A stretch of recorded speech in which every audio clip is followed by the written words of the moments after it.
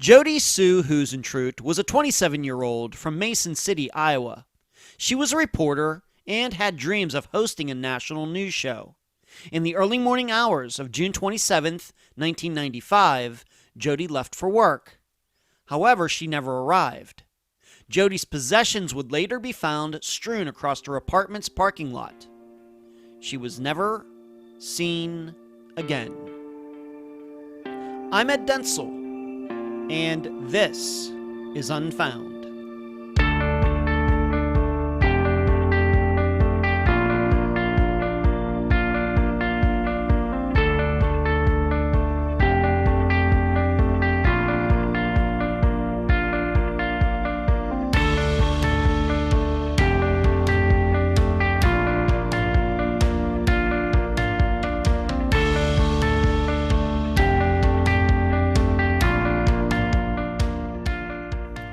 Anyone who knows me well knows I like being on time.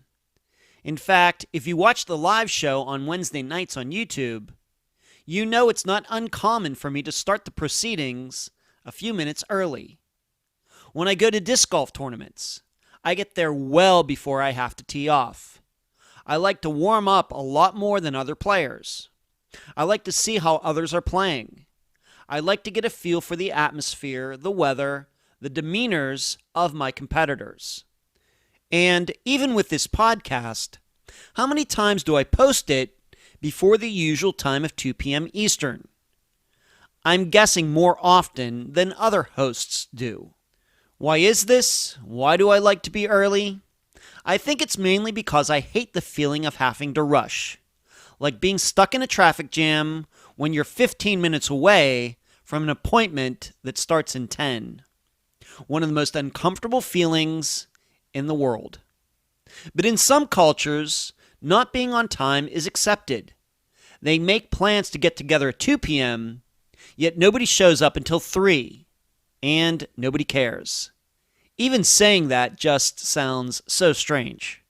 Not sure I could learn to deal with that.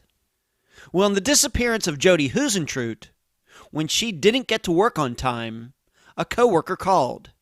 Jodi answered, saying she had slept in, and that she'd be there as fast as she could. Then she was gone. And we're left to figure out what happened to Jodi while she was running late. And now a summary of the case. This is brought to you by my friend Megan Good's website, charleyproject.org. Jodi Huisentruit, by all accounts, was your stereotypical all-American girl. From the Midwest. Educated. Attractive. With dreams of being on national TV.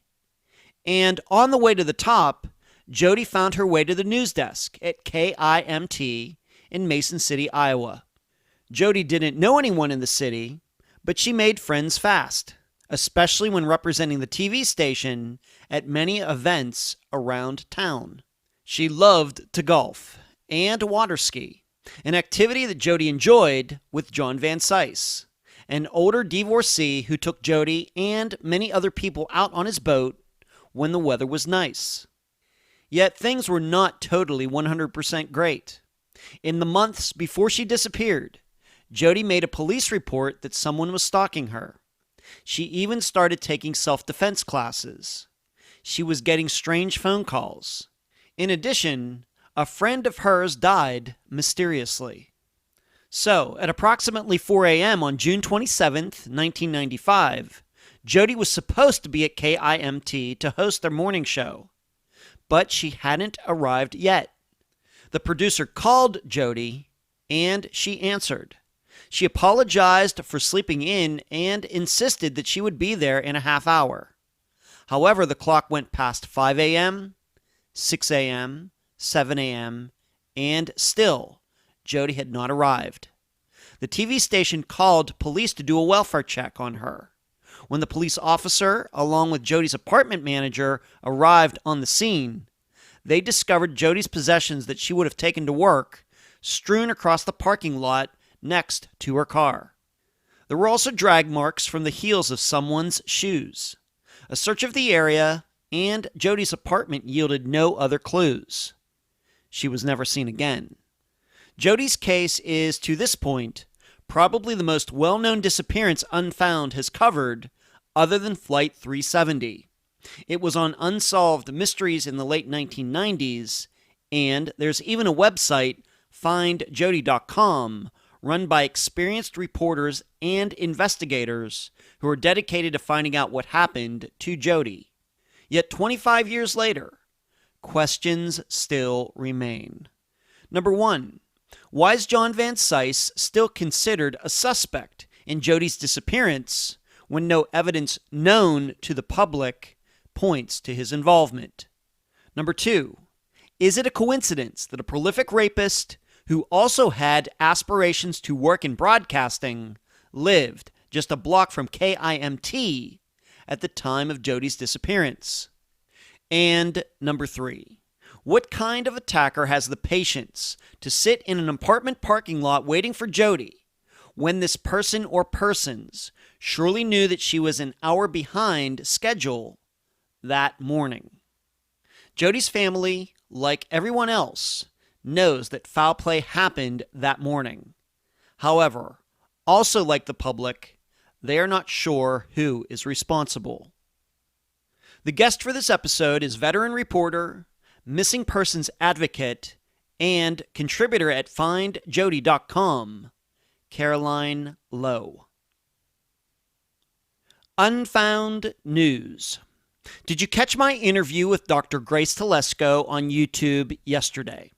We discussed the Marco Island 3, who disappeared during a fishing/scuba diving trip out in the Gulf of Mexico in 1994. Grace picked it herself, and I was happy to oblige. I hope you found the interview enjoyable and informative. I continue to believe foul play or negligence played a role in that case. Next, I uploaded some new videos to YouTube over the past week. I did map analysis for the disappearances of Dow Phillips, Patty Action, and Helen Diamond. I hope you will check them out because I really enjoy revisiting some of the cases and explaining them further to all of you. Finally, last weekend was a good one for my disc golf career. Yes, I was tied for first after the first round and couldn't bring it home, but I finished third, which I surely would have taken before the tournament started. Plus, in accepting my winnings, I got to tell the crowd about Unfound. Ed Denzel. Always multitasking. Where you can find Unfound. Unfound supports accounts on Podomatic, iTunes, Stitcher, Instagram, Twitter, Spotify, Deezer, Facebook, and YouTube. Speaking of YouTube, on Wednesday nights at 9 p.m. Eastern, please join us on our podcast channel for the Unfound Live Show. All of you can talk with me, and I can answer your questions.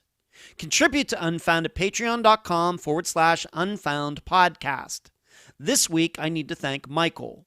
You can also contribute at PayPal, paypal.me/Unfound Podcast. And do not forget the website, theunfoundpodcast.com. A note before this interview starts. Yes, you are correct. Caroline Lowe has been on the program before. And yes, we did talk about Jodi's disappearance. However, going back to that episode from 2017, we only spoke in general terms about Jodi's case. It was part of a larger conversation about Caroline's career and her coverage of Jacob Wetterling's disappearance, which was unsolved at that time. So officially, this is the first time Unfound is covering Jodi's disappearance, like we usually cover all the disappearances on the program. I'm so happy to have on this episode of Unfound a reporter, a missing persons expert, and one of the many contributors at findjodi.com, Caroline Lowe. Caroline, welcome to Unfound. Thank you so much for having me and for focusing today on a case that's very dear to my heart. You're very welcome, Caroline. I know you've been working on this along with everybody else at findjodi.com for quite a while. And in fact, a little later in this discussion, we'll get into your background. We'll talk a little bit more, a lot more actually, about findjodi.com and how that all got started. Once again, a little bit later in our conversation. We'll get in, of course, into your credentials, your resume, etc. as well at that point. But being that we are talking about Jodi Huisentruit today, we should be clear that she is not a woman that you knew, but you found out about her after she went missing, but you've become an expert in her disappearance. Let's start there. Let's talk a little bit about Jodi. What have you learned about her since you started working on her disappearance many years ago? Well, Jodi was a 27-year-old anchor woman at a station in Mason City, Iowa, at the CBS affiliate, working the morning and noon shows. She anchored the show. And she really was at the beginning of her career. If you work in Mason City, that's a smaller starter market where so many of us start to get our footings in broadcast journalism. And she'd been there going on 2 years when she was starting to look elsewhere. She wanted to move to a bigger market. She wanted to go home perhaps to Minnesota, where she had grown up, had her eye eventually on things like the Today Show. But at this point, she was working at a very small market at KIMT TV in Mason City, Iowa, spending a lot of time on self-improvement, working on trying to get rid of her Minnesota accent. But her eye was on the prize of moving to a bigger market, hopefully a warmer market. The Midwest is pretty cold, but that's where she was at 27 years old. She just turned 27 a couple of weeks before she was abducted. This was her first, would you say this was her first major reporter job? Did she go to school for broadcast journalism, et cetera?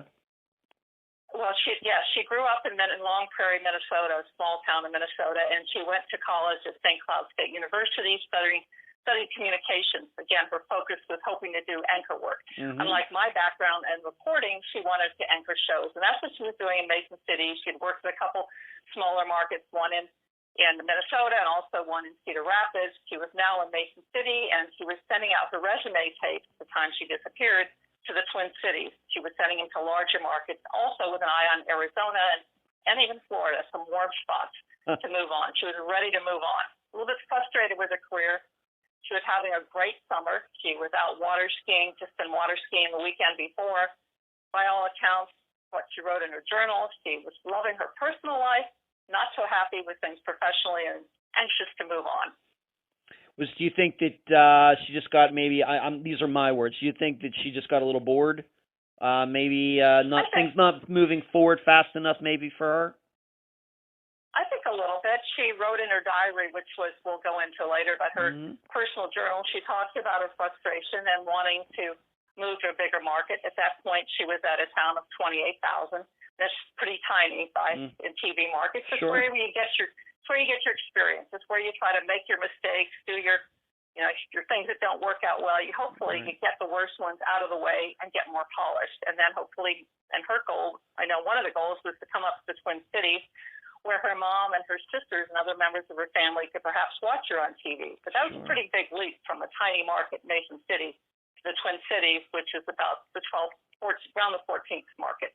Wow. But she had her eye on the prize, and she was constantly into self-improvement and working on her getting rid of that Minnesota accent. And but she was clearly ready to move on. Okay.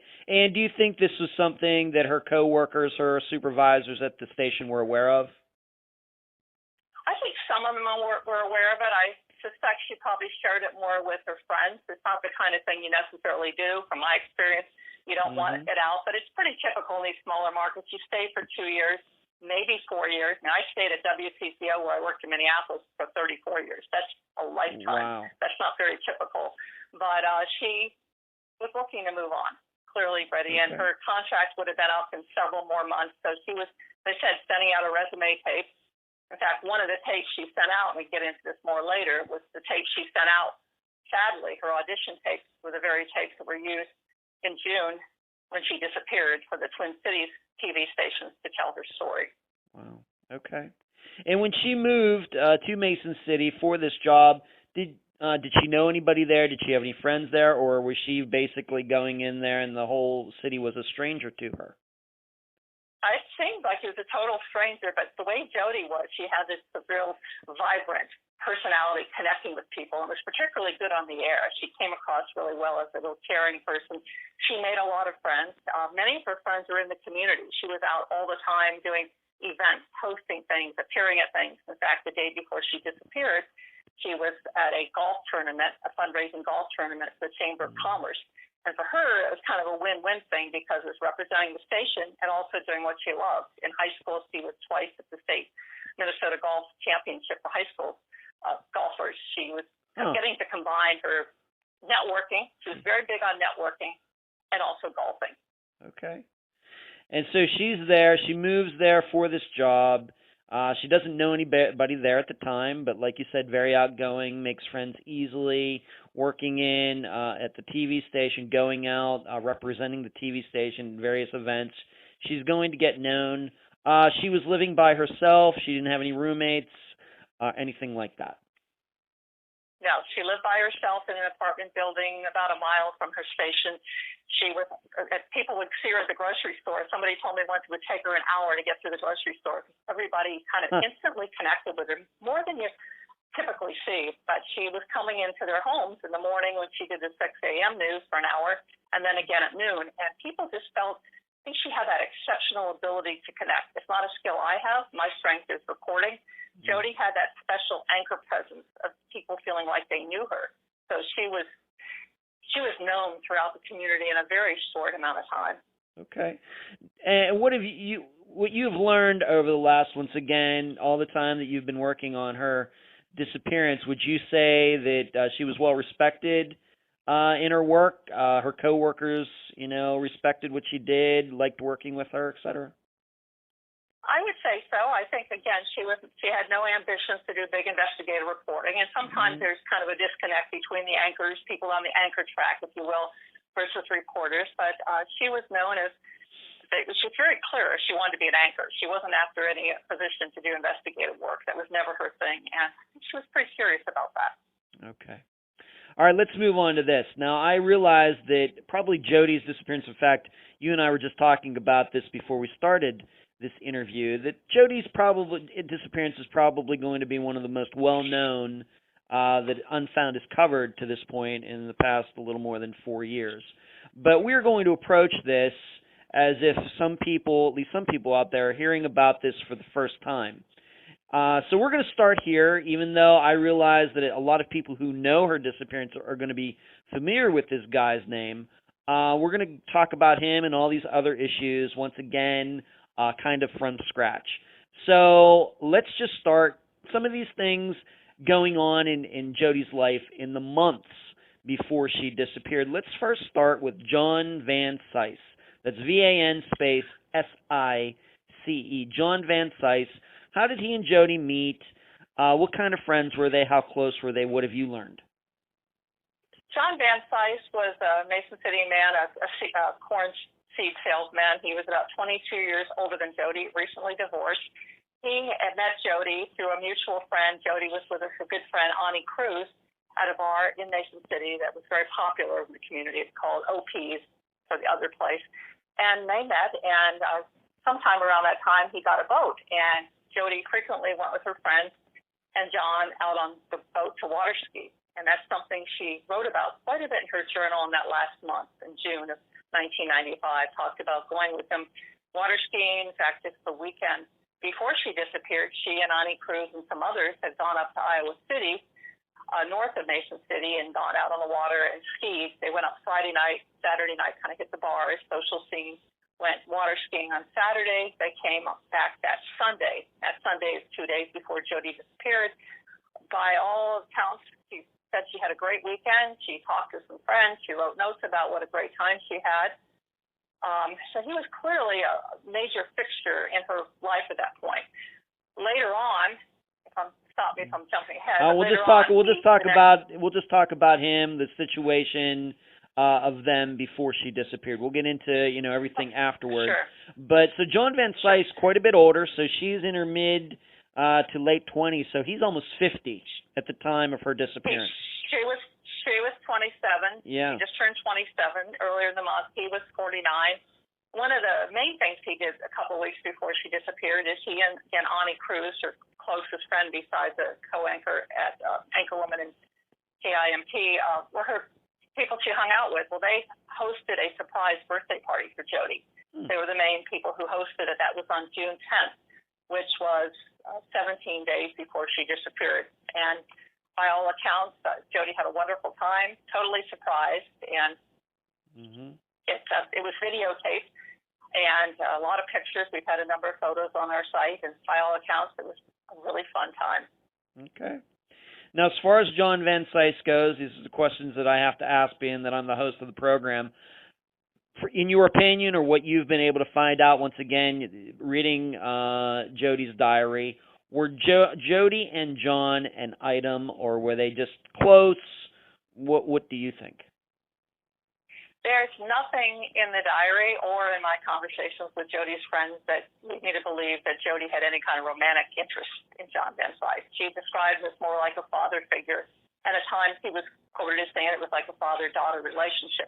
There are some friends who felt that John Van Sice wanted more of a relationship than that, but Jodi felt that she was, from what we hear, was managing it pretty well. He enjoyed her company, and from what we could tell, it was not a romantic relationship at all. Okay. And once again, looking back at it now, how often would you say that she and Johns saw each other? Was it, I mean, I don't know what her work schedule was. I don't know what days she had off. I know reporter schedule, sometimes they work 7 days a week, depending. But would they see each other once a week, twice a week, every other week? I mean, how normal was their, interaction? It's hard to say exactly, but just reading through her journal and piecing together what we do know, maybe once a week, she references several things, particularly that last month. They were doing a number of things. She mentions going to a concert. She mentions water skiing a couple times. She mentions the birthday party. So there are several references. So maybe average out to once a week, but I can't really go beyond that other than what we have in the journal and what we know. All right, and we're going to probably talk, the journal's probably going to pop up a few times before we're done with this conversation. Okay, so there's John Van Sice. They're close friends. He's a lot older.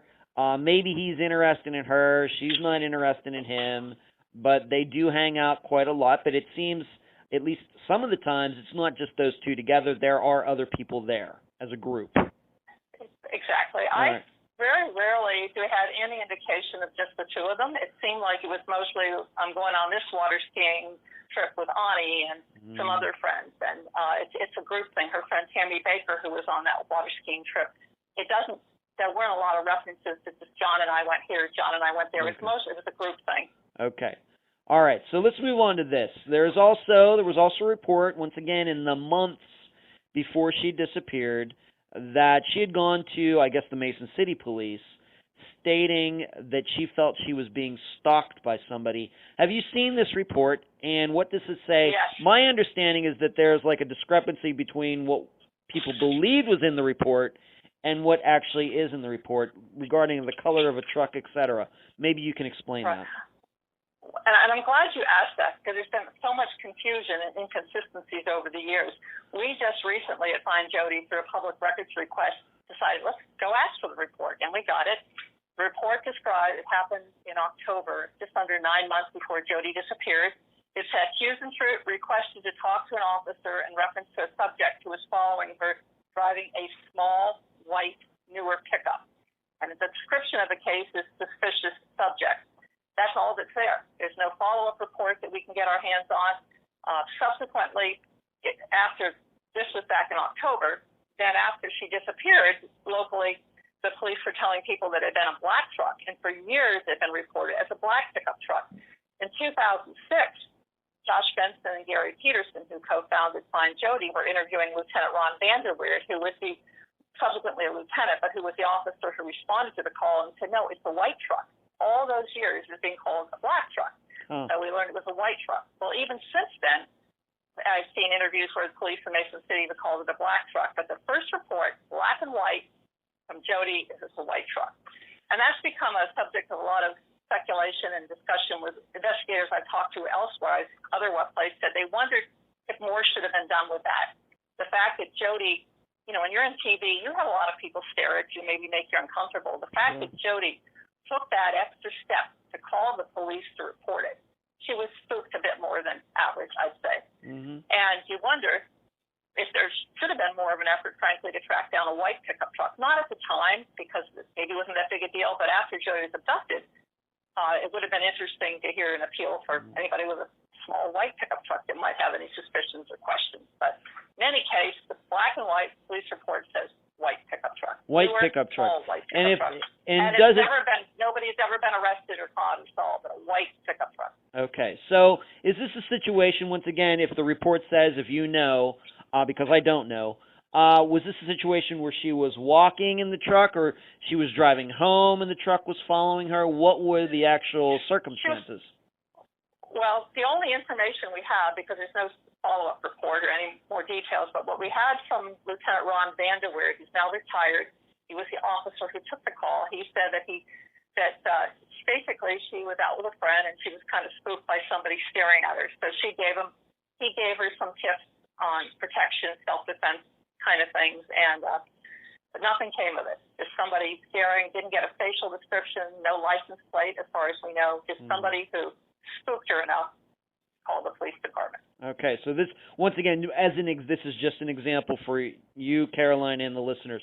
So it wasn't something like where she got in her car at work to drive home, and you said it's just a mile, and then she felt somebody had been parked outside of the station waiting for her to come out to follow her. It could have been something like that, but that is not stated in the report. It's just not that specific.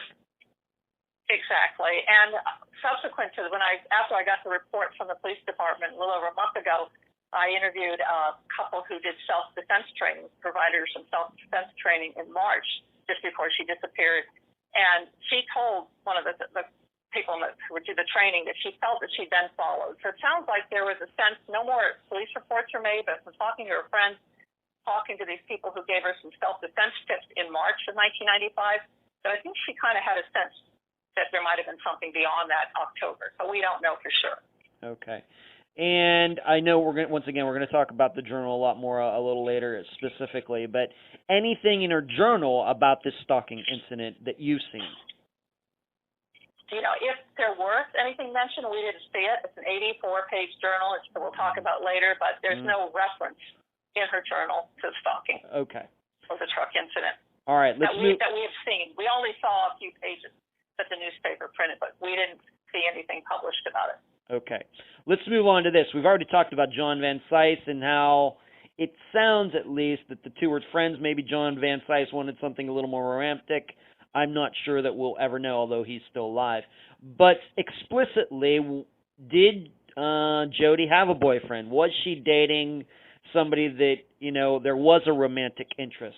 Anything like that anybody's been able to discover besides, once again, just hanging out with guys like John who seemingly were just friends?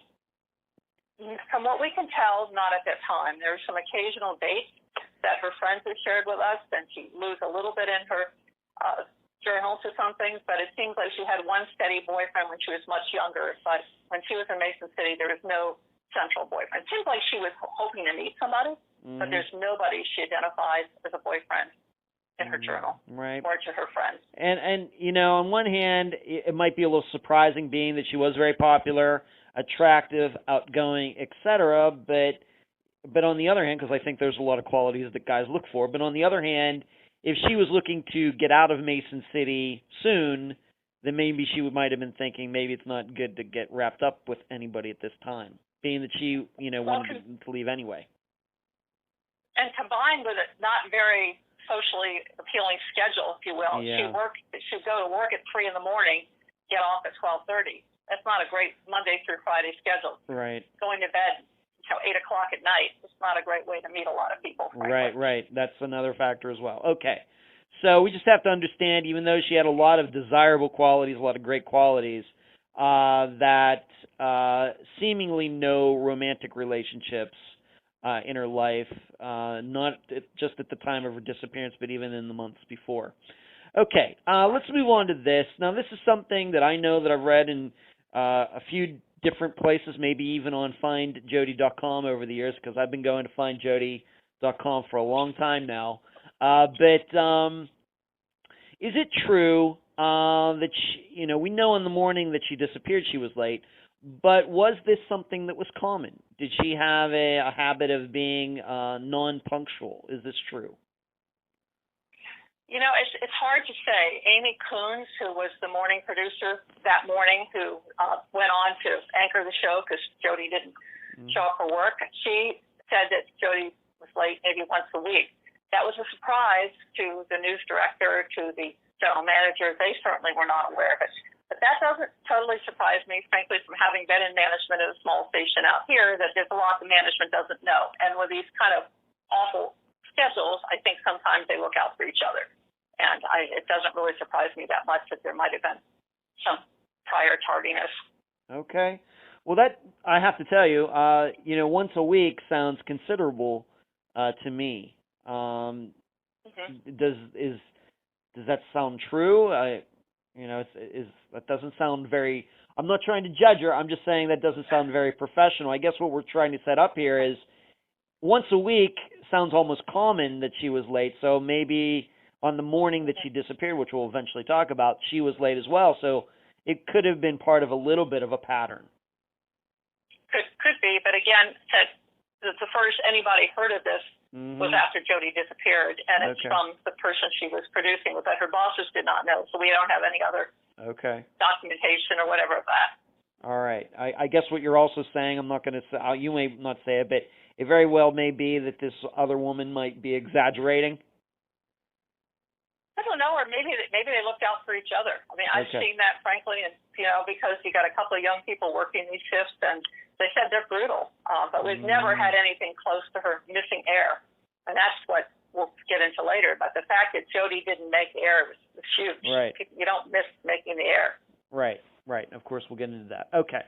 I think the reason I'm asking you that is because I think it's important to understand in this disappearance, was her being late that particular morning like a once in a year, thing, just in her disappearing that morning, is that part of a coincidence? Is it part of something? Or was it something that's more common, thus her going missing on a morning that she was late maybe then wouldn't be a coincidence? I guess that's why I'm asking that question. We'll get into that maybe a little bit later. All right.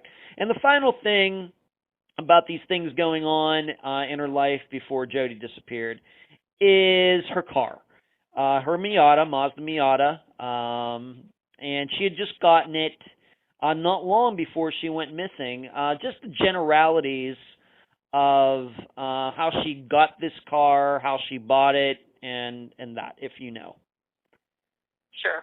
There's been a lot of questions over the years about how she got the car, questions in part because when the police executed a search warrant on the car after she disappeared, it was still listed on the title to the previous owner. And Jodi had only had it 2.5 weeks. You have 30 days to get the title transferred. It had not happened. So that had raised some questions, and there's just a lot of kind of murkiness and speculation. So we spent quite a bit of time, actually this past August. I thought, I just want to track down the story on this car. What can we find out? And what we found out is that it appears that she bought it through a private sale, through a car salesman in Mason City, who sold it sort of on consignment, if you will, for a good friend of his, somebody he golfed with regularly, a local businessman. So they didn't do it through the dealership per se, and the title had not been transferred when Jodi disappeared. And she actually even referenced the title a couple of days before she disappeared. She was invited to come up for a birthday party in Minnesota with a bunch of her college friends, and she mentioned that she just bought this car and the title hadn't been transferred yet. So it's clearly something was still in transit, but had not happened yet. And it was not in violation of the law at that point. You'd have 30 days or face a penalty, but she had not gotten around to having it transferred yet. So that created some questions. Then eventually her mother took hold of the car a couple months later, and then eventually her mom sold it to a dealer in Minnesota, and we then 3 other people owned it. We tracked down all the different owners. Wasn't sure what it might tell us, and there really wasn't anything other than it's still in great shape. 29 years old. It's a sports convertible, not a very practical Iowa, Minnesota kind of car, which I thought was interesting because it might reflect her wanting to move to someplace warmer. She'd also talked in her journal about wanting to move on So maybe that was kind of like a birthday present to herself, is how she characterized it to some people. Do you even know how she even knew this car was for sale? Was this some connection? She had a friend of hers who knew it was for sale, or was she going around? Yeah. If it was, set on consignment, I guess. Was she just going from dealer to dealership on her own and just happened upon it? Do you even know? What we don't know for sure. What we do know is I talked to one former salesman at one dealership, and he said Jodi had come in to look at cars there. It sounds like she went to the other dealership where she bought it through one of their top salesmen, who's now deceased, but she bought it separately. So I don't know if it's a case where his friend was selling his car, he knows Jodi's looking for a car, and he basically sold it on the side, but it didn't go through the dealership per se. Okay. But she had been looking for cars in that area, from what we gathered from talking to a car dealership and to her good friend Ani, said she was looking for a new car. Okay. So those are things, some things going on in the months, if not weeks, before she disappeared. Maybe even going back, regarding John Van Sice, maybe going back even more than a few months. So let's move up to just those couple days before she went missing. You've kind of mentioned it already. You mentioned that she went water skiing, then this golf tournament. Why don't you just talk about those couple days before she went missing on June 27th? Sure, and these days are a key part of what law enforcement has looked at. Your last 48 hours when they do the victimology, if you will, is to try to track down everything the victim was doing and who they were with. And she was very busy. We know that she left Friday after she did the noon show. She went with Ani, Van Sice, another friend. They drove up like an hour and a half, 2 hours to Iowa City, where they stayed at John Van Sice's son's apartment. His son was a college student up at University of Iowa. They stayed there. They went out they connected with some of Jodi's other friends, and they went out, hit the social scene, the college town Friday night. Saturday, they went water skiing on Van Sice's boat, and they went out. And then Saturday night, they went out, more socializing. It was raining the next day, so the next morning, they drove back to Mason City. And it sounds like what Jodi wrote in her journal, that she wrote some notes to her family members, she made some calls, talked about what a fun time she had. And that's the last we have of anything in Jodi's own words of what she was doing. But it sounds like it'd been a really good weekend, cut short by rain. The next morning, she did the 6 a.m. show, and that's from 6 to 7. Normally, she would be doing the noon show, but she got off the noon show that day, and she went around 9 o'clock to go golfing. She was representing the station along with the station salesperson.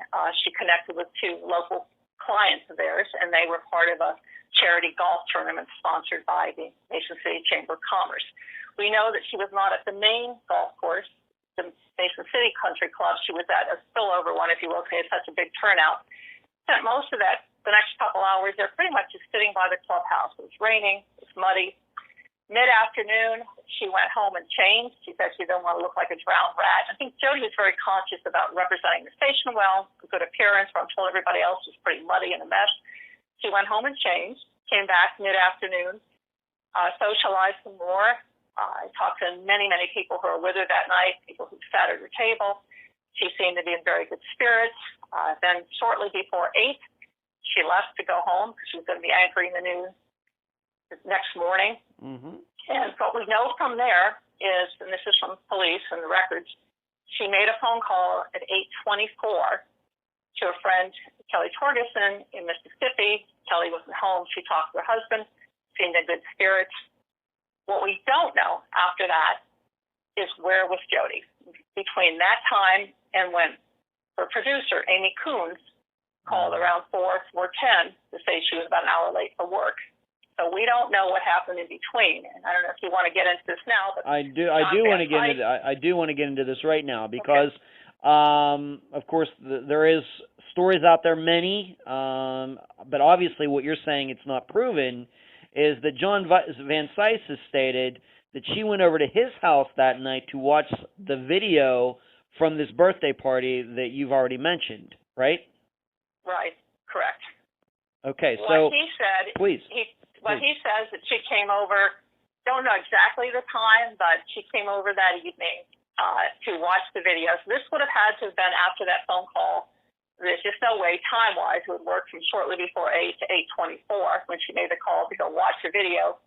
in town come home. So it would have had to have been after the 8:24 phone call. And he said she came over and watched it. The video's about 17 minutes. And that they watched it, and then she went home. That's what he told the police the next day. He told a woman who claims they went out for a walk, we'll get into that morning, that she came over and they watched the video. We do know that he had not obtained the video until either that day or the day before, but then a couple of weeks. I talked to somebody who ran it, that she saw him that night at the bar, and he mentioned he had just gotten the video. This was like 5 o'clock that Monday night. So we know that he's got the video. There's some questions, and I know the police have been skeptical in the time frame whether it would have worked for him to go over. Don't know why it wouldn't have worked, say, after the 8:24 phone call, but there seems to be, they've indicated publicly some skepticism about the timing. All right, so what you're saying is we only have, and we're not saying that he's lying, we're just saying that there's no proof either way. He's just saying that at some point that evening or that night, I guess anything to me after 8 o'clock tonight, but after that 8:24 p.m. phone call, that John Van Sice's story is that he called Jodi and she went over to his place to watch this birthday video. We don't know how the arrangement was made. Neither one of them, as far as we knew, had cell phones back then, but some kind of arrangement was made, he says, for her to come over and watch it. Not clear how long they were there. His story is supported by a woman who was interviewed 48 hours, and some others, LaDonna Woodford, who says it's the next morning she called him at 6 and to see if they were still going to go out for a walk, and he mentioned during the walk that Jodi had come over to watch the video. Okay. Now, maybe I should ask you this. This seems like a good question right at this time. Being that it was a video of her birthday, if she went over there to watch it, would he not have given it to her, like, afterwards, being that it's her birthday? Is that... I don't know how to answer that, because the video was not shot by him. It was shot by a friend of theirs. Okay. So I don't know if they're going to make a copy or if they're going to show it to others or how they left it. But I do know that there was that one copy, and then the next morning he told the police, well, we do know for sure the next morning he told the police when he showed up at the crime scene that he had seen her and that she'd been over to watch the video, and he said, we want to see it, and he brought that video to them. Okay. So if he'd given it to Jodi, they wouldn't get permission to do that. He wouldn't have had it. Okay. So what he's saying is she came over, they watched it, and then she left. He kept the video, and then he gave it to the police later. And once again, I realize there are a lot of people out there that are suspicious of him. I'm not trying to say he's lying. I'm not trying to say he's telling the truth. All we're saying is that there's no corroboration outside of John as to whether Jodi was over there or not. That's all we're saying. Very well could be, and I mean, even in our own lives, we've gone to people's places when there was only one person there and left, and that's the only person that can prove that we were even there. So that's happening all the time for most people. Okay. So that's one of the things that went on the night before. We have to remember, what time would Jodi have been getting up that next morning for work? 3:30 in the morning or something like that? Actually, probably closer to 2:30 or 3. I think she probably got up, hopped in, took a quick shower, went to work, and finished getting ready. But I mean, that's really, if you will, it's going out on a school night, as we would call it. Yeah. On the other hand, that's after a very long day, a very busy weekend.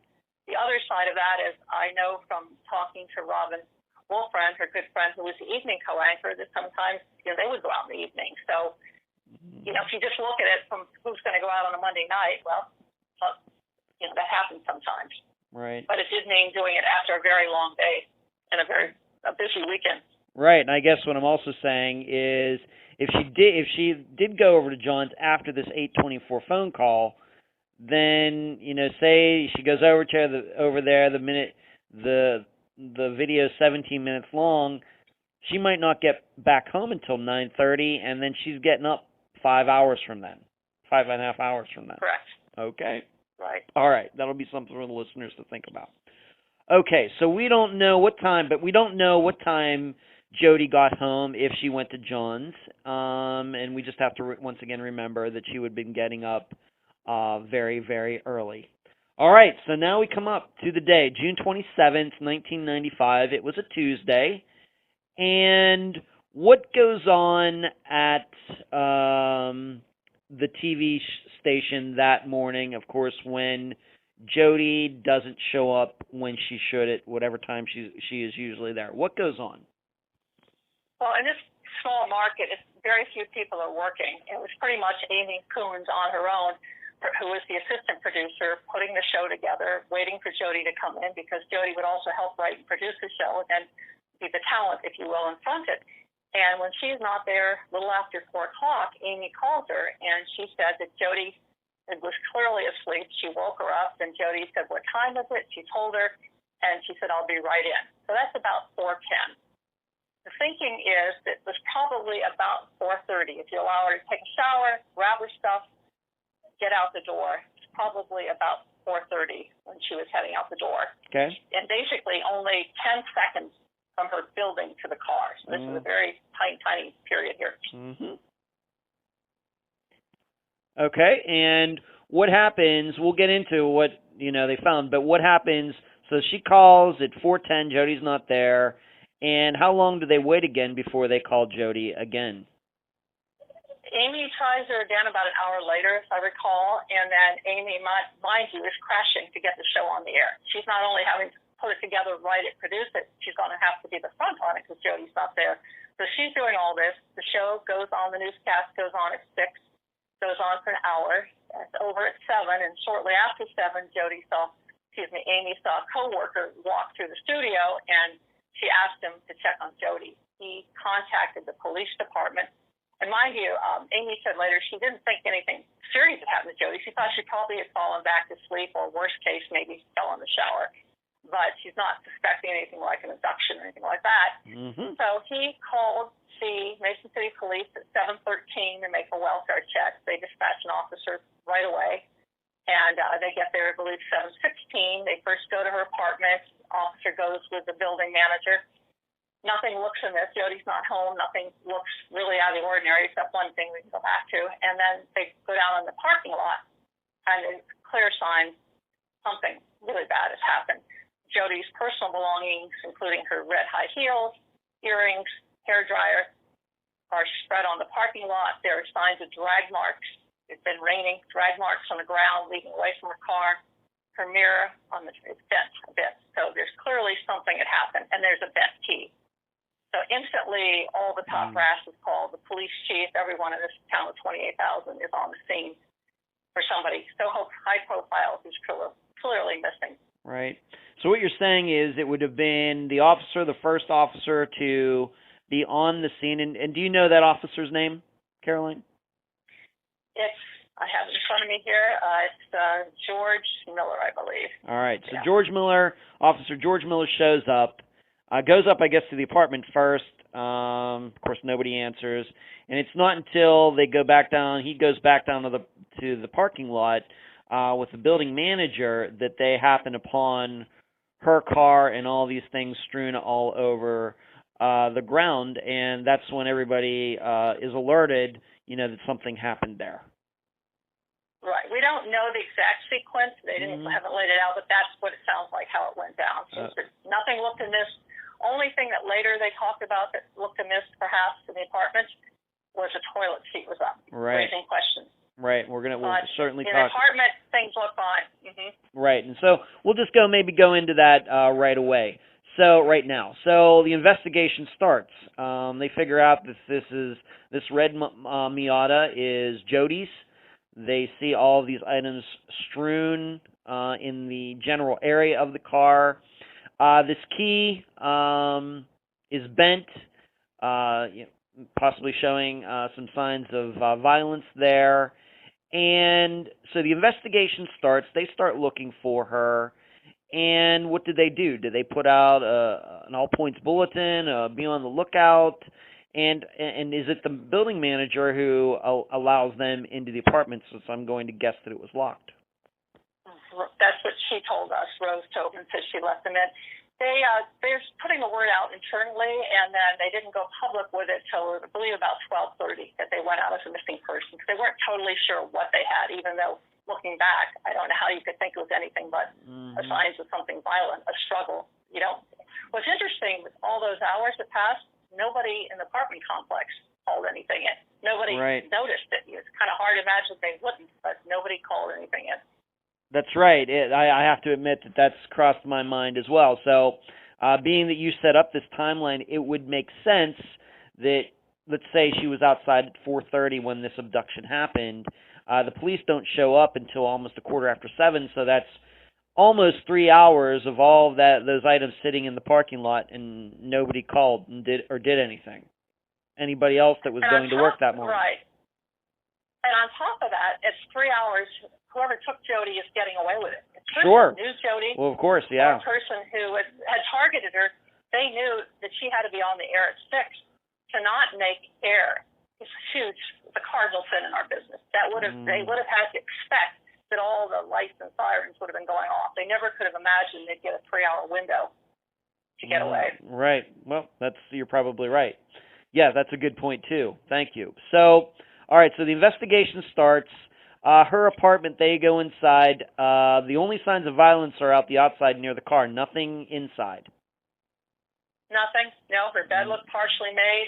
Her apartment building complex manager told me it looked like she could have been showing it to people. It looked just fine. There's nothing. And I think from the beginning, they haven't felt that whatever happened in the apartment. They really believe it happened in the parking lot. Okay. Anybody ever discover that anything was missing from the apartment? Anything valuable? Anything like that her, I guess the building manager wouldn't know, but anybody in Jodi's family, when they finally went in there, anything missing besides Jodi? No, there's nothing that I've ever heard. The one thing that I've wondered about for years, and I've never heard an answer, and we have limited access, is there was no purse. It seems to me there should have been a purse or a bag. I mean, I think of myself going to work in the morning, throwing my blow dryer, whatever, running late, but you don't run out carrying that stuff in your arms. So I wondered, did somebody take a bag with her? And I've never heard an answer to that. Okay. Are you saying that I guess what we're saying, are you saying, Caroline, that it could be that there is a purse missing? Could be? Could be, absolutely. Yeah. Okay. There was no purse mentioned in the parking lot. And I said, I can't imagine you wouldn't run to work with your blow dryer and your heels. She was probably wearing her tennis shoes or something. You're not carrying all those in your arm. You're having them in a bag, typically. Right. That's how I'd be imagining it. Right, and maybe we should. I wondered about that. Yeah, maybe we should just detail some of those items. Her shoes, the keys to her car, her earrings are on the ground. Was there a hair dryer as well? Blow dryer. All right, so those are some of the items. Hairspray. So those are some of the things that were strewn near her car, making it look like she got very close to her car when someone or some people attacked her. She drops those items. You talked about the drag marks. They drag her away, presumably to another car or truck or something that is there to whisk her away. That's what it seems. And we have to remember that she was late that morning. So whoever did this must have been waiting for her and had no problem waiting for her even though she was late. Exactly. Waiting an extra hour, if you will. Yeah, a whole hour.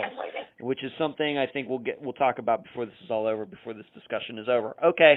Any forensics available in this particular disappearance, 1995? We have to remember that DNA, I guess, was just coming on the scene at that time. Any DNA, fingerprints, anything like that? I have read that there was at least a palm print on the car. Maybe you could talk about any of that. Sure. Very, very little forensic evidence from what we understand. There was a partial palm print on the car. I don't know exactly where it was, but there was a partial palm print. We don't know to this day. We know that several people's palm prints have been compared with it. And as of today, we don't know if they've ever identified anybody. And police have also said it could have been Jodi's print. Palm print. I've talked to friends of Jodi's who've never had their prints taken. It could have been one of theirs. So we don't know the significance, but that is a key piece of potential forensic evidence that's in the national system if someone else were arrested for a crime and had a palm print that showed up. It's been erroneously reported a lot over the years that there was blood on the mirror, blood on the car. There was no blood evidence, police say, so that you don't have that potential for DNA. So Jodi's DNA, they have hair from the hairbrush, and I don't know what other sources. We do know they have her dental records. They have the DNA from her. In one of the interviews over the years, one of the investigators said that they had a hair at the scene. He doesn't specify if it's a hair from an unknown person or if it was Jodi's, but so we don't know. But whatever they have, it's very, very little. We often hear from people thinking, why don't they just go to the genetic detectives or go to one of these companies that are solving all these crimes now? But with such a tiny amount of forensic, it's very tough. Mm-hmm. Right. And I think you bring up a good point. That palm print could be Jodi's. I mean, it would be easy to find her fingerprints, going into her car or apartment, but finding a palm print, maybe not as easy. So it very well may be hers. There's just nothing to compare it to. It could be key, and I don't know. Potentially, they could get some touch DNA off it, depending on how they preserved it. Mm-hmm. Things are better now than they were years ago. Yeah. One of the concerns is the car being released as relatively soon as it was. That there's no forensic value nowadays. So we tracked it down, but the car's been detailed. It's been through multiple owners. Any potential forensics from that thing, and we believe whatever happened on the outside, but it's really a tough case that way. Right. And we have talked about the car keys. I guess there's been an erroneous report that the key was broken off in the lock of the car. That's not correct, right?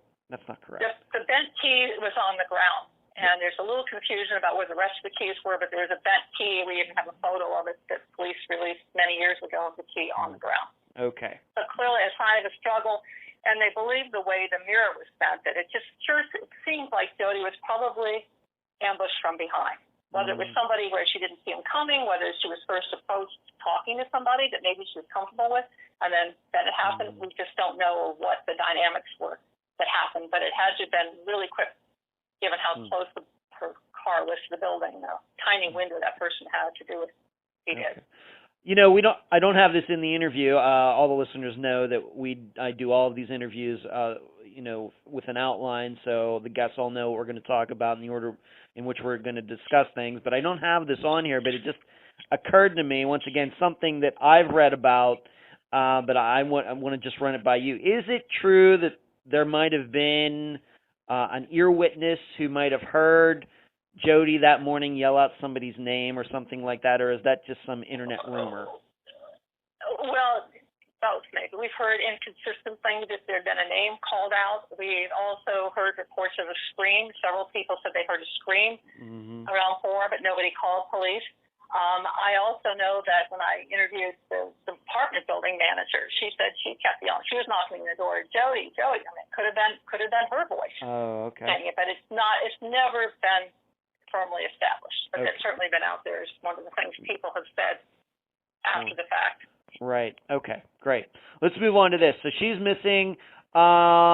Searches done. I realize that there's like a creek or river nearby. There's woods nearby. Right. What kind of searches were organized at the time there in late June of 1995?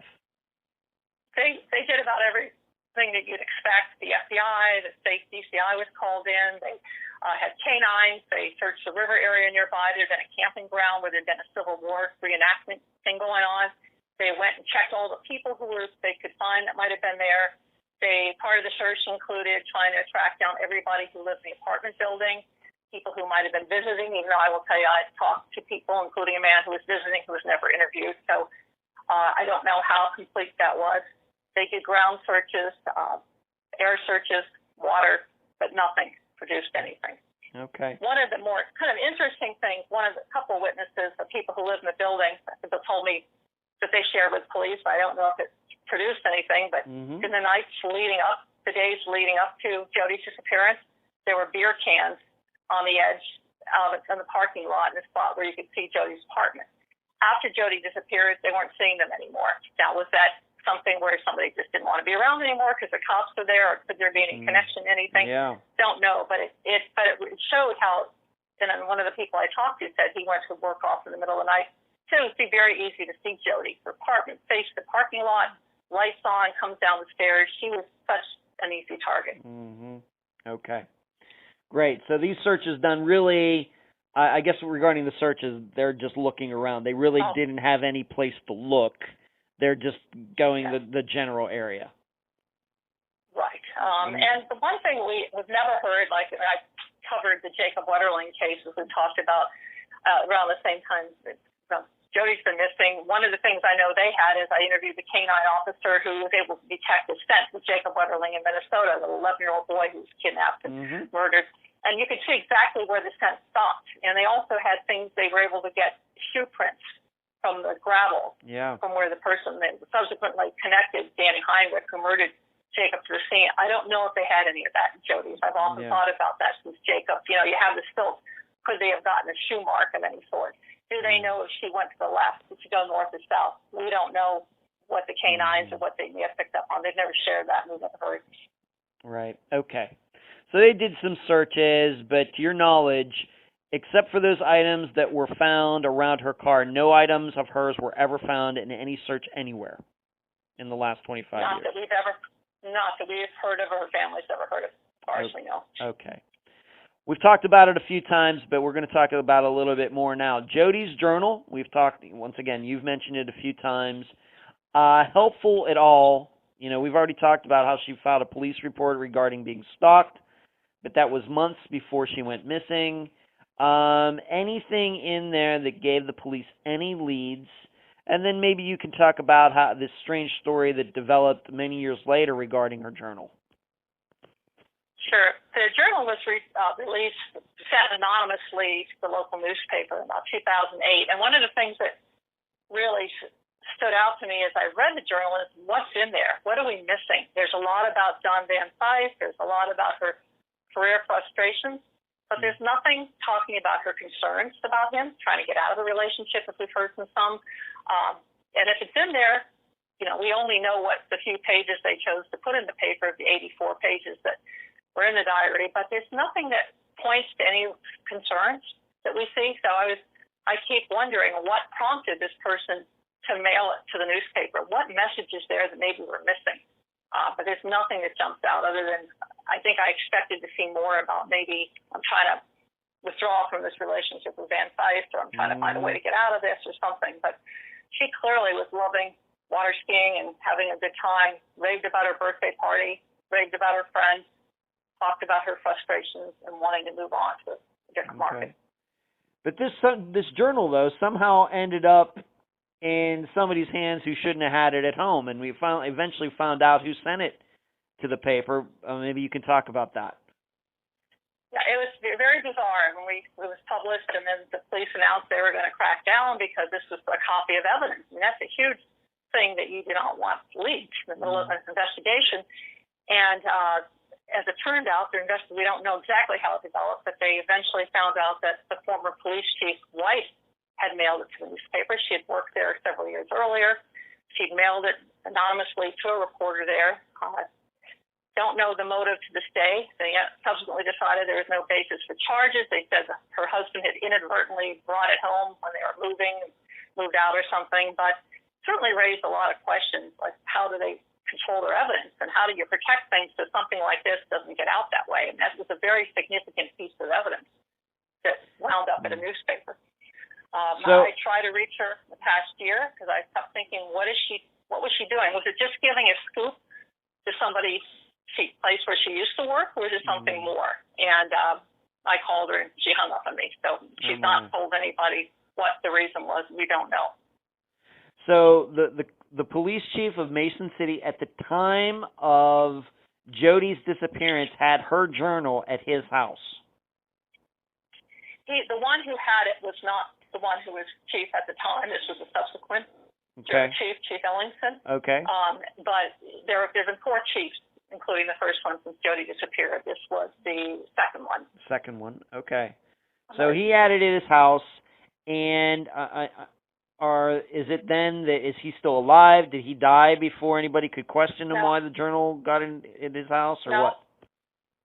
No, he and his wife are both still alive, and as I said, they had this big investigation, and they seemed to take it very seriously. And then all of a sudden, the development is I don't know how they found out it was the chief's wife, former chief's wife who did it, and that was the end of it. So this. What I don't know is what else is in the other rest of the 84 pages? That's what I'm curious. What didn't make it? What don't we know? These are just a few pages of the 84. Okay, so just to ask you point blank, the police chief who had this as a house has never publicly stated why the journal was at his house. Not that I've seen. And, okay. Perhaps he brought it home as part of a case of reviewing it or something. I don't know. Okay, but it does seem highly strange. It is highly strange. The police department. Right, but he's never publicly stated why it ended up at his house. No. Okay. Other than I believe it was unintentional that he accidentally brought it home. Okay. To that effect. All right. He's never said that. It very well may be the case, but I'm just trying to establish he's never stated why it ended up there. Okay. I've never seen that. No. Okay, and is that journal still in police evidence all these years later? The original journal is, as far as I know, a copy is still at the newspaper safe. But I don't. Everybody has moved on who was there at the time, and I know there was quite a discussion. According to one of the former editors I talked to, the police department didn't want them to publish it, and I know for Jodi's family it was mixed. It was feeling pretty violating to see her scribble, her handwriting. There it is. I mean, they didn't get to see it, and there's her things, and there's nothing negative, but it's pretty violating kind of thing to see. Right. Why? How are you protecting evidence? What are you doing to make sure evidence doesn't walk away? I agree with you. And then, of course, the other thing that comes through my mind is, even if they gave it back, are we sure there aren't some pages missing? That's without being able to see the journal and see if any pages have been ripped out or cut out or something. That's the only way you'd be able to tell, actually seeing the journal itself. All right. So that is probably one of the more bizarre stories that we've had on Unfound, that a police chief ends up with a missing persons journal. But those are the facts. At least his wife did the right thing and mailed it in when she discovered it. Okay. I know she mailed it. Wait a minute. No, wait a minute. She mailed it to the newspaper. Yeah, she mailed it to the newspaper. Okay.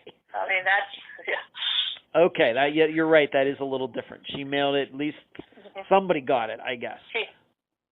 Okay. All right. That's still bizarre. All right, listeners, going to take a long. I'm sure you're going to think about that for a while. All right. I know that you've gotten to speak to Jodi's family. I understand that her mother is now deceased. Correct? Correct. Okay, but I think you did get to speak to her before she died, and I know some of course other family members are still alive. Correct? Right. Yeah. Okay. I talked to her from time to time, and then I promised her her wish was to be able to say goodbye to Jodi before she passed away, and I promised her I'd stay on it to do my part to help, and it's one of the things I feel very sad about to this day is she died a few years ago without having Jodi home to say goodbye.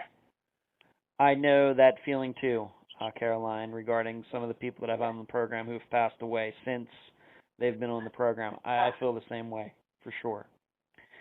Sure. Did they get it? Yeah. Did they, when you spoke to them, thinking back to 1995 when she disappeared, did they have any theories as to what happened?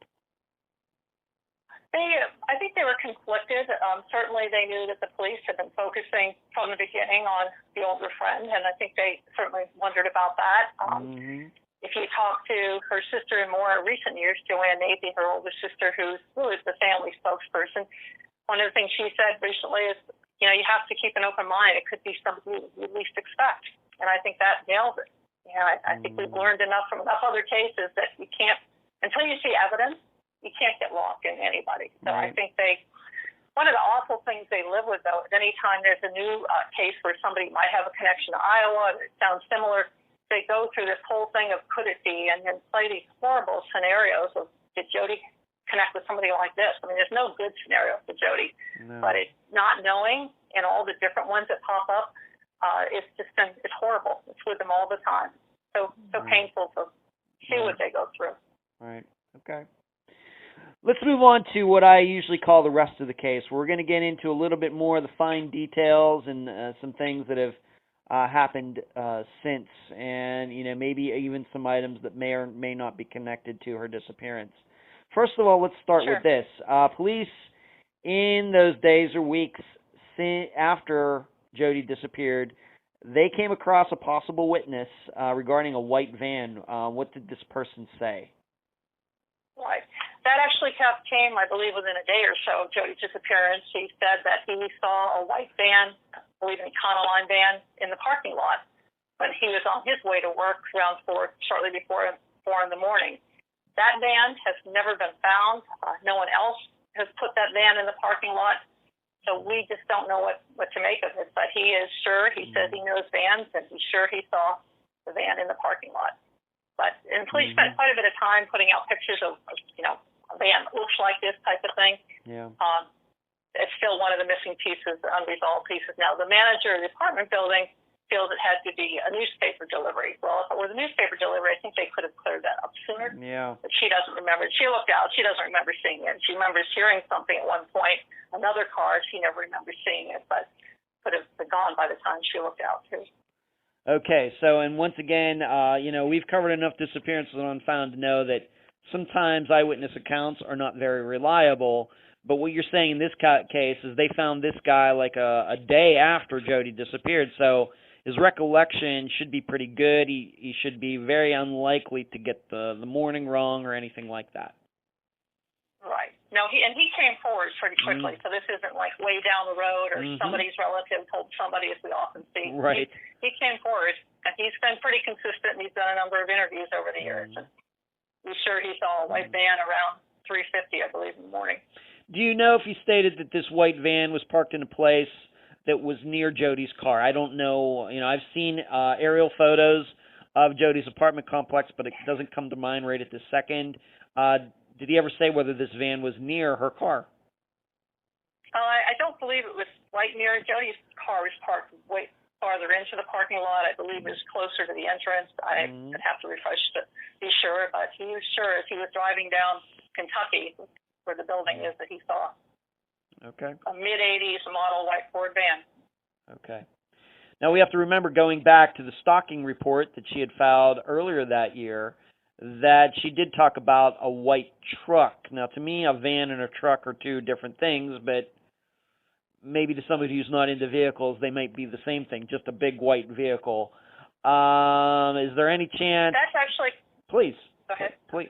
I was going to say, just after I did my recent post on the white truck, some people came forward and brought up that question as well. Could, driving down, if you're driving down the road, even though to me a compact, newer white pickup truck would seem real different from a van. But once people hear both of them are white, could there have been some commingling of perception? But he seemed to be pretty sure it was a van. Pretty sure it was a van. We also have to remember white is the most common color in all vehicles in the world. The white truck. How often do we hear about white vans? I mean, I've heard so many white vans over the years. Other crimes I've covered. It just seems it's more uncommon not to have a white van. Right, and I remember, being that we're talking about this, I remember when we had, if you remember the DC shooter, those the older man, the younger boy who were shooting. They were looking for this white van, this white cargo van, everything, and it turned out they were cruising around in a blue Caprice the whole time. Right. So, not even close. Exactly. Yeah. So I remember it well. My family lived in that area, and they went through that. But I remember it. Yeah. Right. So it is. I don't get too locked into vehicles. I mean, I've just seen it not pan out, and everybody gets focused on them. But just particularly white vans. Okay. So she says that she had a white truck that was stalking her, although we do not know the exact details of that stalking incident, whether she was like going for a walk and it was following her, or followed her home. She was walking. She was walking. Like she was out walking. Don't have an address, but she felt that it was following her, and not in the report, but from an interview with an officer, it said she felt like this person was staring at her, and really wasn't sure if staring at her because maybe recognized her from TV or something more. But I think what stands out for me, being on TV, is we get a lot of stuff like that, and particularly anchors, and it takes a lot to get that spook to call the police. We don't do that very often. All right. But the report had white truck. This witness saw a white van in her parking lot. Listeners will have to determine for themselves if it's connected or not. All right, so we have that. Moving on to Mason City itself. Once again, you've been covering this for a long time. Any similar crimes or disappearances or even murders similar to the circumstances of Jodi's disappearance? Nothing similar. The one thing that overlaps that's very bizarre and had a lot of attention is you're familiar with the case of the drug kingpin killer, Dustin Honken, who murdered 5 people in 1993, but he was not identified, and the bodies weren't found for many years later, long after Jodi disappeared. And there's been speculation for years that you have somebody capable of that kind of violence in a small town. That's a lot of murder in a town of 28,000. You have that, and the fact that he buried them, got away with hiding their bodies, included a mom and 2 young children. Could he be connected? And we recently did a podcast taking a look at that, because there'd been some speculation that the woman who was involved in the killings, who didn't actually do the shootings but helped lure the victims, Angela Johnson, was a waitress at the country club where Jodi had been at a golf tournament the day before. That has been reported as fact over the years, that this co-killer, if you will, criminal, had been there. We have never been able to verify that she was still working there. In fact, she wrote to me a year ago when I reached out, trying to reach everybody who'd been at the dinner. She said she stopped working there a few weeks earlier. Others had told me they didn't see her there that night either. So we don't know if she was there or not. But because of the reports that she had worked there and the proximity in time to when Jodi disappeared, there's been a lot of speculation for a lot of years on how these are tied together. Okay, we'll come back to that point a little down the discussion, especially when we talk about some of the topics you've covered on the Find Jodi podcast. We certainly want to talk about that. So what you're saying, though, is within a few years before Jodi went missing, there were some murders in Mason City connected to this Dustin Honken character. 5 people were murdered. 5 people. Okay. All right, let's move on to this. Being that, once again, you're a reporter on TV for all the years that you've done your job, you get fan mail. Maybe you've gotten some kooky mail over the years. But what about Jodi? Do you know if they looked into her fan mail, anything like that, and try to track any of these people down, maybe anything that seemed a little bizarre? That would be the normal course of things, and we know they went through, and nothing we've heard that pointed to anybody like that. The closest thing we've heard to anybody who might have been bothering her is I interviewed one of her dinner partners, somebody she knew at the golf tournament, and these 2 men mentioned that Jodi said she was getting her number changed the next day because she had some kind of nasty phone calls, not threatening, but kind of annoying, and she was getting her phone changed. And I should have mentioned earlier that Jodi was actually listed in the Mason City phone book. Her phone number and her home address, including her apartment, were listed right there in the Mason City book. So we can talk about perfect target. Yeah. It was then. So, and she never told her boss about him. I mean, this is something we just learned in recent years from these people. So presumably they went and looked and tried to track down any phone calls, any phone records, and we don't know where they went on that. Before we did our report, we let the police know that we were doing something, and they didn't say anything, but these people had also told the same information to the police and FBI 25 years ago. Okay. So presumably they did look into any letters or cards, anything like that she got at the station, but to your knowledge, obviously it's still unsolved 25 years later, none of that is seemingly taken them anywhere. Nothing we see takes them that type of direction. No. Okay.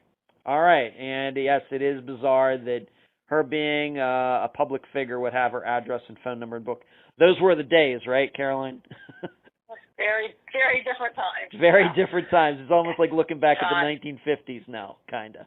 Oh, wow. And, we also didn't have the cell phones back then. You didn't have the surveillance video. I mean, so many times I thought, if only we had things we have now. Absolutely. I say that many times. You start getting, when we do disappearances, the average age of a disappearance we cover on Unfound is about 17 years old. And when you start getting back to the early 2000s, anything past that, it's very rare to talk about cell phone information.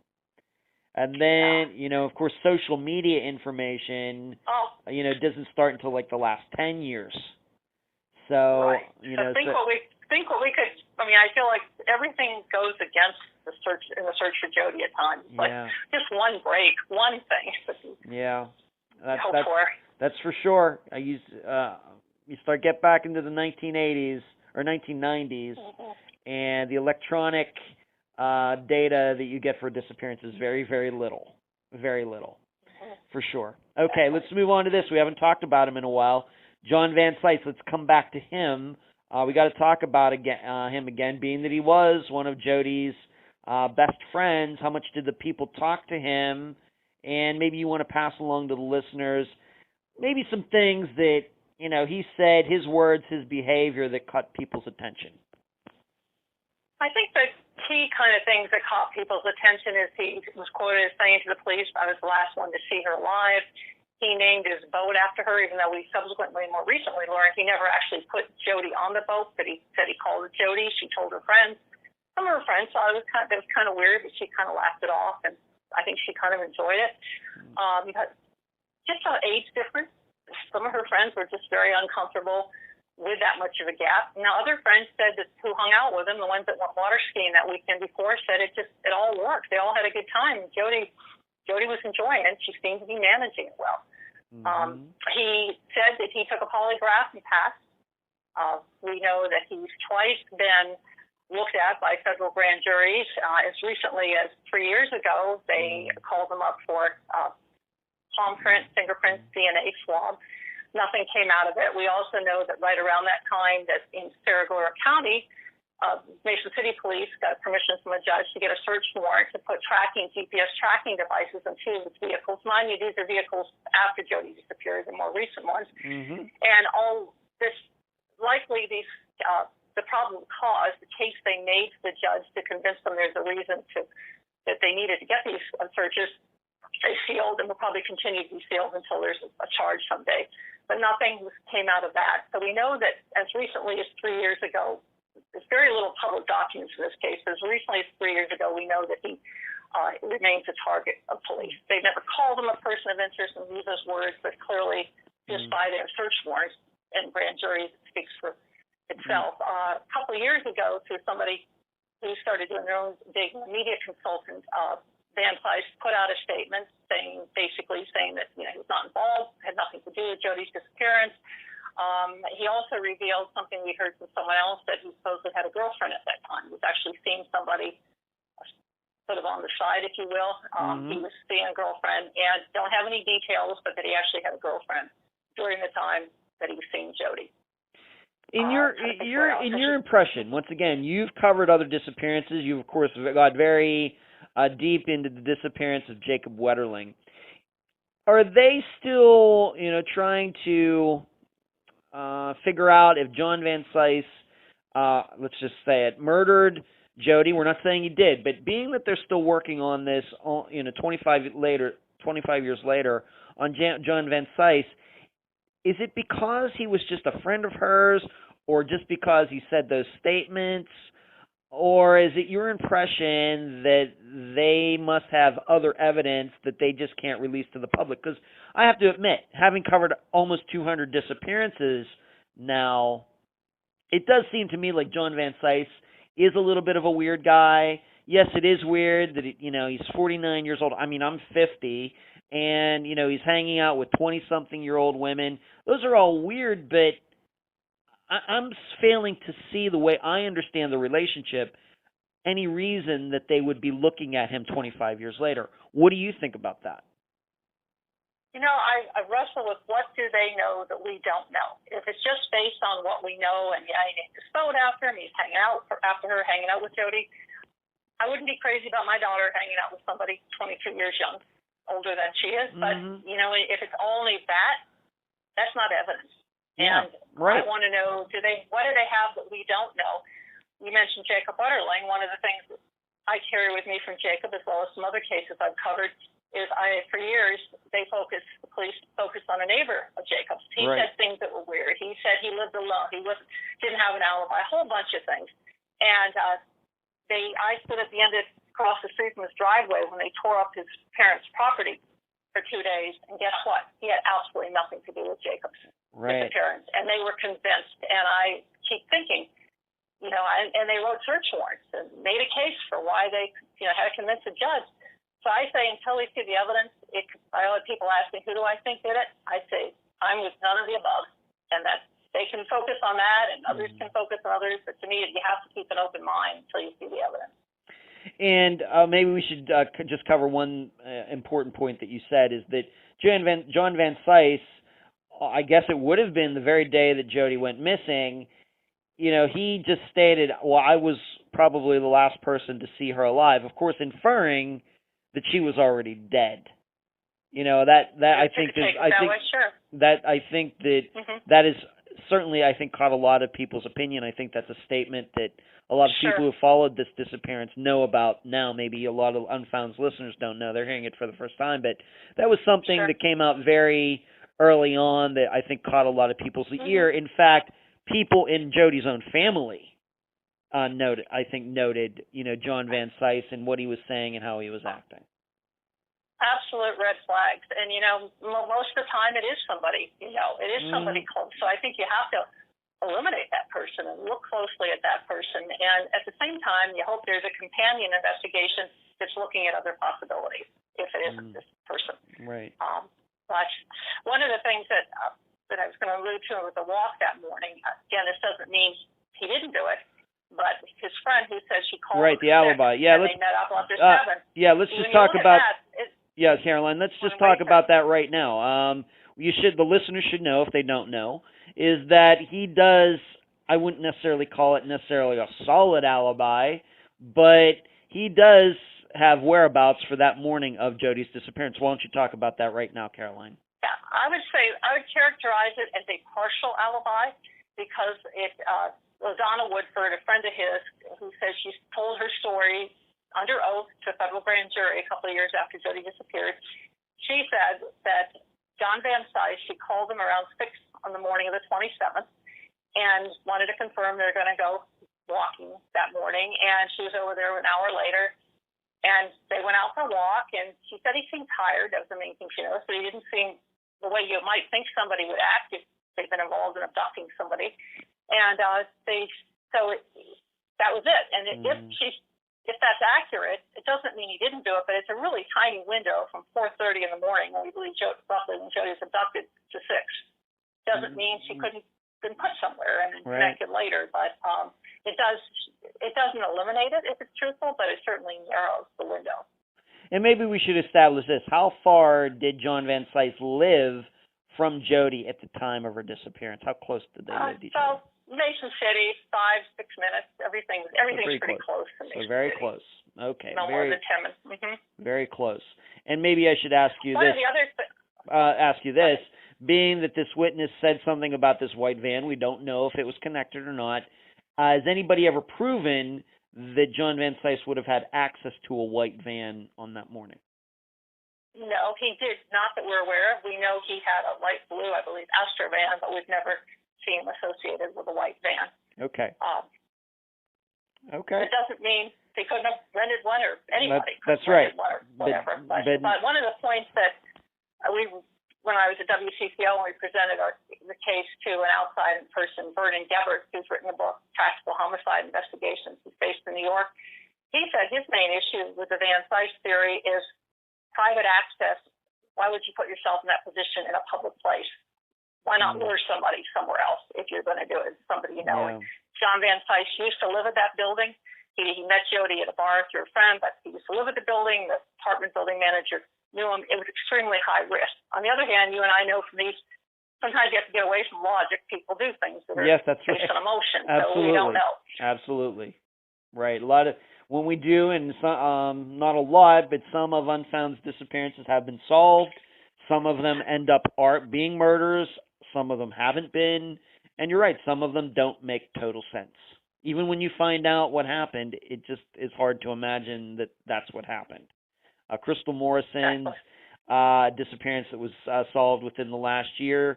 The details of her disappearance and her death, and it's not a murder, don't quite make sense, but that's what happened. So you're right. You're right. You have to shake off your own prism, if you will, and keep an open mind. I remember sitting on the front porch with a guy crying because the mother of his kids was dead, and 4 days later he's charged with murder. I mean, we're crying together. Mommy's in heaven. Oh, and I totally believed him. So, been wrong. Right. All right, Caroline, this is the point where we talk a little bit about you and how you got involved. I mean, you're talking about all this information. You're obviously one of the most knowledgeable people regarding Jodi's disappearance, but how did you get involved in the case? I mean, you didn't live in Iowa at the time. You didn't live in Mason City at the time.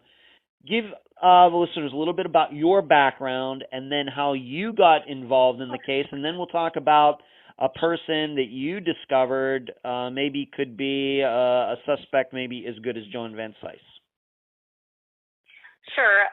In June of 1995, Minneapolis was in the middle of basically a murder epidemic. New York Times had called it Murderapolis. And with a WCCO TV photographer and I were embedded in the Minneapolis Police Homicide Unit. So I spent much of 95 on call, waiting for murders, going call to call when something came up for something we were going to do later that year. So when Jodi was abducted at that time, I did not cover it. Someone from our station covered it. It was a CBS station where Jodi worked, so we had an arrangement with them, so we got a lot of video and information. But it was covered pretty heavily by the local media. For one thing, she's a Minnesota gal. She's from Long Prairie. It was only 2 hours south of our market, and she was one of ours. And that's why to this day when people say, why Jodi, and I've covered many other cases, Jodi is part of the family. She was doing what we do. And so it's one of those things that immediately was on our radar, and we all followed. And then about 2 years later, I was covering a serial rapist in the Twin Cities, totally not connected to Jodi, and person had committed 4 violent rapes in 18 days, mostly strangers. And when the police were doing the background on this person, one of the things that came up, they went to all the places he lived before, which is typical, backtracking, because you don't usually just wake up one morning and become a serial rapist. And they found out that he was living in Mason City. So they took the file on this person, sent it down to Mason City to say, basically take a look. We don't know what you have, but you might want to take a look. You need to eliminate this guy, if nothing else. And they didn't get all that far with it. And eventually I got a call from a cop force saying, you might find this interesting. He told me about this person being in Mason City, Tony Jackson. And our WCCOI team did some more digging. Not only did we find out who was living in Mason City at the time, but he lived 2 blocks from Jodi's station. We found that in the local community college, he'd had a couple talk shows, little things that he did.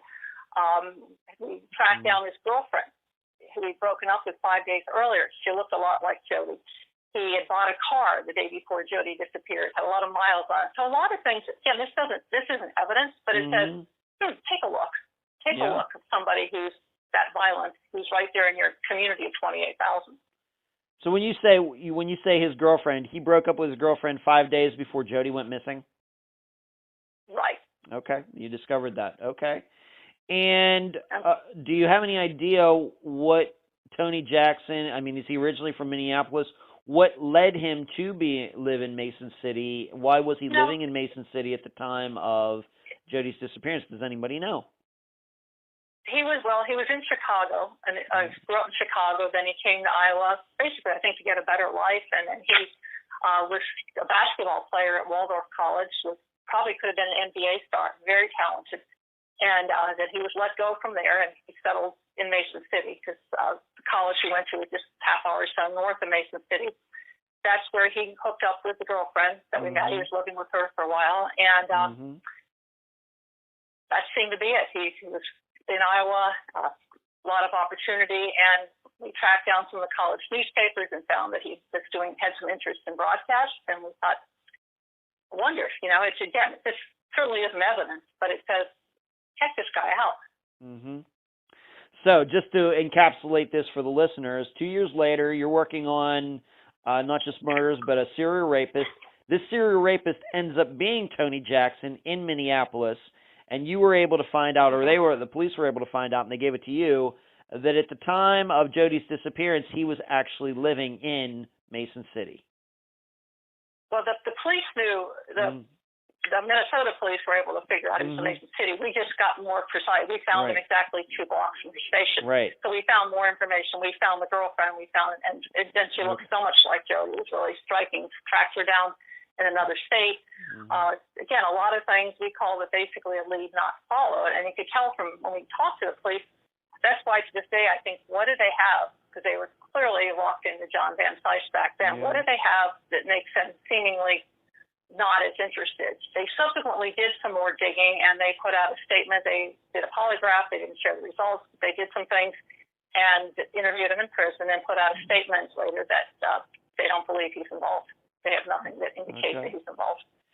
To your knowledge, was Tony Jackson, while he lived in Mason City, ever charged with any rapes? To your knowledge? No. No, he's never been charged.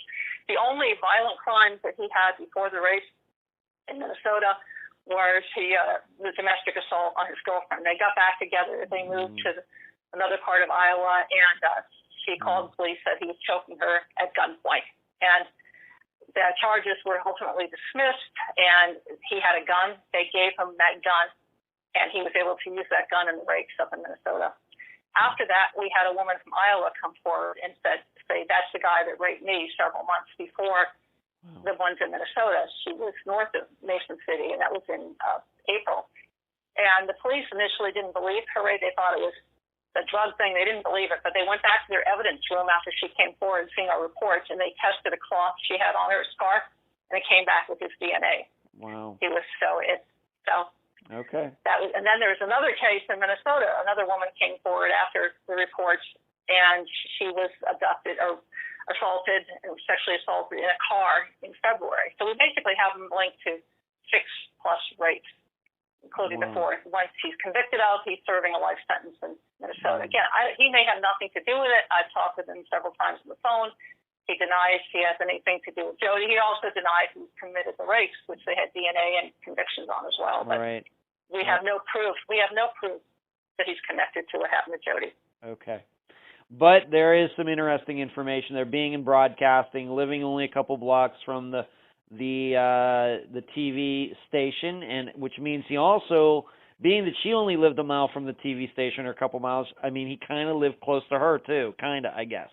Right. Everything's within a mile. Right. Exactly. Right. And so, and I know that people have labored to do this, and maybe some of the people are already asking, so I'll just ask you, any proof? Is it possibility that Tony and Jodi could have crossed paths at some point in Mason City while he was there? And before she went? We looked at that. That was something we worked very hard at. We tried to check the station logs, see if he might have visited her. He was actually on her TV when he played basketball. He was on her station because of his basketball playing at the video was on there. We had somebody come forward to us and say, someone whose friends who had double dated with Tony Jackson and his girlfriend at the time, and said that Jackson had wanted to go over to a bar in town, one that was popular with the TV people and Jodi, and wanted to meet her. Again, we don't have any proof, but we do have one person who did come forward and says it's the case. But yeah. Right. And we have to remember, Mason City is not that big of a town, so it could be that they did run across each other, but just because it's a small town. Very possible. Jodi ran across everybody. I mean, I don't think I've talked to a person over the years who hasn't run into her at the grocery store, post office, everywhere. You couldn't miss her. She was a big star in that town. Which is interesting because usually the morning show person isn't necessarily as big of a star, but she took off there. She just had that it factor, if you will, and she became popular very fast in that small town. Yeah. You said you've gotten to speak to Tony over the phone at least a few times. To the impression that you got from him, did he even know that Jodi Huisentruit was a missing person? What impression did you even get about that? Yes, I think he knew. I can't imagine anybody who didn't know that. Frankly, Mason City at the time, that was huge. Yeah, for that in itself, it doesn't seem out of the ordinary. But yeah, he was aware of it. Okay. But he was adamant, and I said talked to him multiple times, and others have talked to him since then, and he's adamant. And again, we have no proof that he had anything to do with what happened to Jodi. Okay, but once again, another possible, person of interest. Not ruled in, not ruled out. Okay. You've already mentioned, please. I was going to say, and one of the reasons it's important to investigate somebody like that who's capable, and just like Dustin Honken, if John Van Sice or anybody's charged someday, any defense attorney that does his job is going to look at alternate suspect theories. Yeah. You better make sure you have done everything to make sure the jury doesn't have to consider something else. So I just think it's really important that you chase everything. Unless you have an absolute solid proof and you got DNA on your person, why not go to the wall and do everything you can to maybe eliminate that other potential lead? Right, of course. Okay, so we have John Van Sice, who the police have been focused on. I'm going to guess it kind of sounds like almost since day one. Maybe because they don't have anybody else to look at. Maybe they have evidence that we don't know about. Maybe it's just because John Van Sice is a little strange. We have Tony Jackson for all the reasons that you've just stated. Now, let's come back to Dustin Honken, Honken. Your podcast, the FindJodi.com podcast, one that you've appeared on along with other people from FindJodi.com have been on there. You devoted an entire episode to him. You've already noted that he was responsible for murder of several people a couple years before Jodi disappeared. Do you know if anybody ever asked him? He's dead now. He was executed. But did anybody ever ask him about Jodi? Police ever go to his cell on death row to talk to him about that, to your knowledge? We don't know, and part of why we even did a podcast on him is because there was so much speculation, and there's also there's been some other media coverage speculating through a private investigator in Iowa who felt that he heard some stuff from Angela Johnston implying that Dustin Honken might know something. Mm-hmm. And so we do believe that they looked into it, even though pretty good investigators I've talked to, not directly involved, said if Dustin Honken had something, he would not likely have waited till the last minute to use the Jodi chip. I mean, that's a great chip if you're trying to negotiate something. You don't wait till you're ready to have the switch pulled to come forward.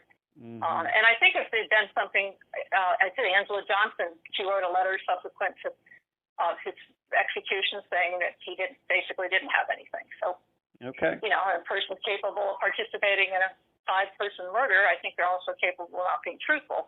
But we have nothing. And the rumor was that Jodi, and this has been persistent, that Jodi was somehow investigating drugs in Mason City. Jodi wasn't doing that, believe me. That was not her thing. We have no indication she was ever investigating something that may have gotten her in trouble that way. Okay. Nothing points to that at all. But that rumor has been persistent, and so we kind of hope by just kind of laying out what we knew and the timing of it to, I hopefully put it to rest. Okay, and if the listeners would like to hear more about Dustin Honken, about all of that, about him, in possibly a connection to Jodi's disappearance, they should go to the FindJodi.com website, and all of the podcast episodes are on there. I'm going to guess it's also on iTunes and a bunch of other places. Right. So to find a more in-depth discussion regarding Dustin Honken, they can go there. That's going to be true for the next topic that we're going to cover, and we'll just touch upon it this lightly because it's very technical. The podcast that you do gets very deep into the specifics and the physics and everything. But Billy Pruin, Pruin, he also died the same year that Jodi disappeared. They seemingly knew each other, and a lot of people were suspicious about that. What can you say about that? Once again, you devoted an entire episode to his death.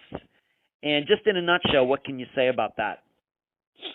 Billy Pruin was a local farmer, and he knew Jodi. I would say they were not close friends, but they knew each other from the OP, the bar in town, and friends with Jodi, friends with Ani and some of their friends. And he was shot to death when a single shot to his chest in April, just 2.5 months before Jodi was abducted. And initially the death was ruled suicide, and Jodi and her friends and anybody who knew him, his family, just didn't believe it's true. He had just bought a tractor. He reportedly just got engaged. There were no signs of anything that made any sense. So the family, Billy Pruin's family, hired a private investigator from Minnesota, retired Ramsey County Sheriff's investigator, and basically, as you said, it reconstructed things to the point that it appears it was a freak accident. It was something where he tripped going into the house and had a single gunshot wound to his chest. So the death has been changed from suicide to not determined. That hasn't stopped some people internationally. Some shows you'll hear it called a murder, and it's never been ruled a homicide, but it's been repeated that way on a number of crime things over the years. But the family feels pretty comfortable with what the private investigator came back with, and Scott Fuller from our team had this walkthrough of all the diagrams and everything that the Don Phasma, the investigator, did. And it's bizarre, but it seems to point to a very sad freak accident. And Jodi was not investigating. She did say, that doesn't make sense. Ani told me the same thing. You know, this doesn't sound right. I mean, who wouldn't say that? But it wasn't like she was out investigating and somebody thought that maybe she was putting her nose in somewhere she shouldn't. But that rumor has been persistent. Okay, and once again, the listeners, if you'd like to hear more about how they determined that Billy Pruin did not commit suicide, please go to the Find Jodi podcast, once again, at findjodi.com or on iTunes, other podcast applications, because, once again, this is a discussion that's very intricate in how they were able to determine what the findings were. Because we're not going to get too deep into that here, because, Caroline, I don't know if you want to get into ballistics and all those other things, and I think that would be better handled by the person who... Pass, okay. Yeah. By the guy who actually, is experienced in that area, who was on your podcast to talk about it. But then what you're saying is, Caroline, is you are very satisfied then with the conclusion that this person came to, this expert? I think so. Again, I'm not an expert. I mean, I've had some training when I had my law enforcement license, but and you and I talked about this. You have more understanding of it, but I think it makes. The suicide didn't make sense. This makes more sense when you walk it through, and there's nothing that added up. And I've read the sheriff's investigation separate from the PI investigation. There's nothing that points to a homicide, and that was the rumor that somehow Billy Pruin was murdered. Right. And that Jodi was then abducted in connection with Billy Pruin's murder, which was not a murder. Well, I can tell you, Caroline, that I've listened to all the episodes. I think there are how many, 6 episodes now so far of the podcast? Well, and we're working on 7. Number 7, working on number 7. I can tell you that the Billy Pruin one was probably, in my opinion, the most interesting, because I heard many things in it that I had not heard before, and I loved the explanation and everything. I really got into that. So I thought it was very well done. So I certainly recommend the listeners. I think they should just probably start at 1 and go through 6, but that was the episode that caught my attention. Okay, so we have Billy Pruin. Please. Can I just say, part of what we're trying to do here is we are doing, unlike a lot of more maybe traditional podcasts, like people often say, well, who do you think did it? We want to know this or that. And, we're trying to do building blocks, and part of it means sometimes dispelling some of what's there, trying to make as much a podcast record, to try to make it as accurate as we can, because I think with all the stuff that's out there online and beyond, I don't think it helps you find Jodi or anybody if you have a lot of stuff that isn't accurate. So that's I call it my pandemic project, is trying to knock down things that we can to the extent we can. Right. I gotcha.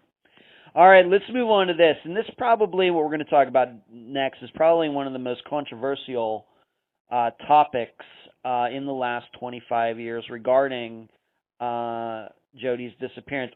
We're not saying that it's true, but we certainly have to talk about it because of who this person is, the position she was in, and her allegations.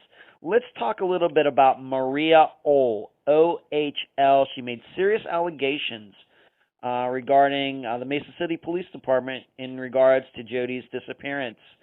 I think that you were already with FindJodi.com when this all happened. What was your reaction to it? What was the rest of the group's reaction when she started throwing all these allegations out there? It's bizarre. I mean, the fact that the information came from a police officer is going to get more on your attention spectrum than others. And I was not as involved in it. Josh Benson, who was here before, started the team, was doing much more. I was still working full-time as a reporter. But basically, she alleges that 2 Mason City police officers and a state crime investigator, supervisor, had been somehow involved in the disappearance. They had something there. And those are pretty huge allegations. Absolutely. State DCI said not true, but it's definitely, it definitely got a lot of people's attention. Where it was coming from, totally, we don't know. I've never talked with her personally. It's hard to imagine in many ways a scenario where if 3 people were involved, that somebody within that sphere wouldn't be talking. It's just kind of hard to imagine how this sort of thing would happen. And then she subsequently was terminated because she was accused of not handling some information she got from a chip regarding Jodi's case and what happened. So it became a real mess. She was terminated. Eventually, she filed a federal lawsuit, discrimination lawsuit, and she was paid a $95,000 settlement. But I think there are a lot of people who don't trust the department totally. There's been a lot of issues over the years, so there's the people that will buy into that. But I would say it was definitely one of the more bizarre twists and not one I was close to, but it got a lot of attention. Well, I have to ask you what your impression is. She just, I'm just going to say this, is she just nuts? Is she just looking for attention? Is this something where she's trying to get revenge on people because she thought she was treated wrongly? What, I mean... You know what? I would love to sit down with her for a few hours and see her one-on-one and talk to her, because often there's some other little piece of something that's going on, and I don't know what it would be, but nothing was ever upheld. These were pretty very serious accusations, but nothing came of it. But I would love to have some time with her and find out what was going on. What did she, and what was the information? It seemed like a pretty serious punishment to terminate her for how they said she handled some stuff that was fraught procedurally. It was procedural issue. That's a pretty rare that I know a cop couldn't seem to get fired over something like that. So I would like to know. I'd like to sit down with her and see if there's some other piece of something. Is she still in the Mason City area? Is she a police officer anywhere now, or what? No, I don't. The last I heard, she was not. She stayed away from the media in recent years, but I bet she would have a lot of knowledge of the city. Certainly had a lot of knowledge of the department, and I would love to sit down with her. I'd love to have a cup of coffee. Mm-hmm. Has she, to your knowledge, I know, and it seems to me, I didn't go back and check and see when she started this and all this, but it seems to me this is all pretty much gone away. It's not like you said, it doesn't seem like she does any interviews or is getting any attention for these allegations anymore. It seems like this was a really hot topic for a while, and then it just kind of went away. Exactly. I know there have been several national shows done in recent years, 48 Hours and Oxygen, and she's not chosen to go that way. I think she made her case before the Civil Service Commission back then, and she has not been public in any way that I've seen in recent years. I mean, everybody reaches out to her whenever there's another show or whatever. People reach out, but she has kept to herself. And so if I were back in Minnesota and I went out here in California, I'd love to have a cup of coffee with her. Okay. So I'm guessing that, I just know this from some of the other disappearances that I've covered on the program, that I guess the Attorney General's office of Iowa or the state police didn't get involved to see if her allegations were true or anything like that? Just looking at my notes here, the State Division of Criminal Investigations, I believe, is the one that handled it, but they categorically from the beginning said that they weren't true. All right, so they're just calling her a complete liar. No matter what. No matter what her reasoning is, or no matter what is instigating her to say all of this, what they're just coming out is in so many words saying she's just a liar. Well, I guess if you're saying something's not truthful. Yeah. Okay. So they're just saying what she's saying is not true. That she's just making it up. The Civil Service Commission and the Civil Service Commission in the end agreed that she had mishandled the information she had on the case, and I don't think there's any update.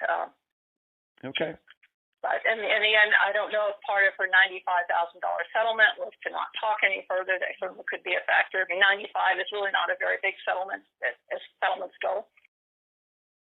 But there's often a clause that goes with that, so it'll be interesting to see if that's part of it. Okay. I'm sure the listeners are going to to look into that. And I know that I've been, at least over the years, gone enough to Web Sleuths and other places that there are people who put a lot of credence in what Maria Ohl said. There is that group out there. Okay. Let's move on to this. Being that she bought this Miata not long before she went missing, it was in somebody else's name. Has this person ever been looked at as possibly being connected to her disappearance? I've never heard him. I know there's been people wondering, but there's nothing that's ever pointed that he was in any way. He's not been willing to talk to the media. Very successful businessman in the Mason City area. All we know about him. I've reached out to him several times when we were doing the report podcast on the car. He's never gotten back to me. He told 48 Hours when they interviewed him on the phone, I believe, that he'd only met Jodi once to hand over the keys, and that was it. Okay.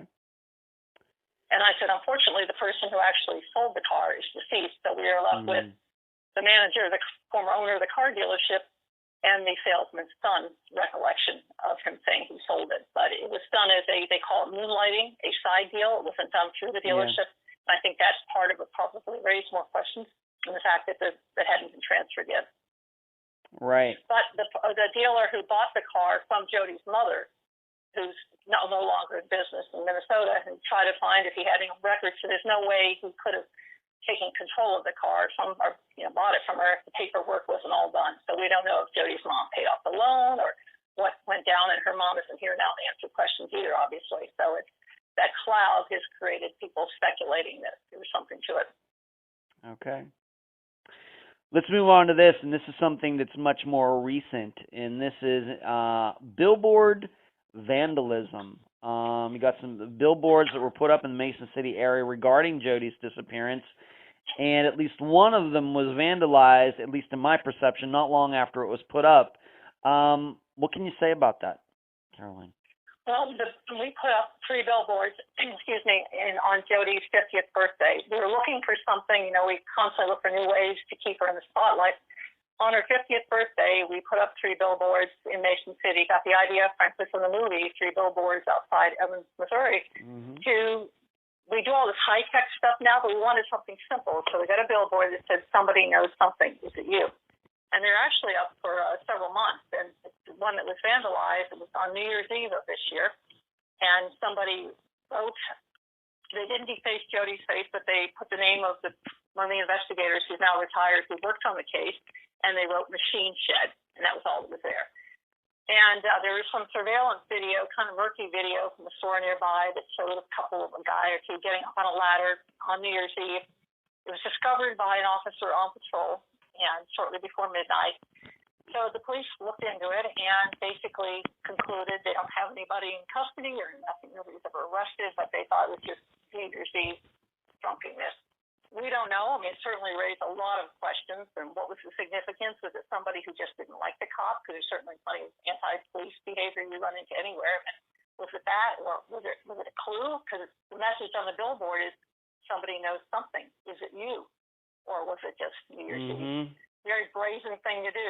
It was on a busy street, and to get up there and do that at roughly 11:45 on New Year's Eve.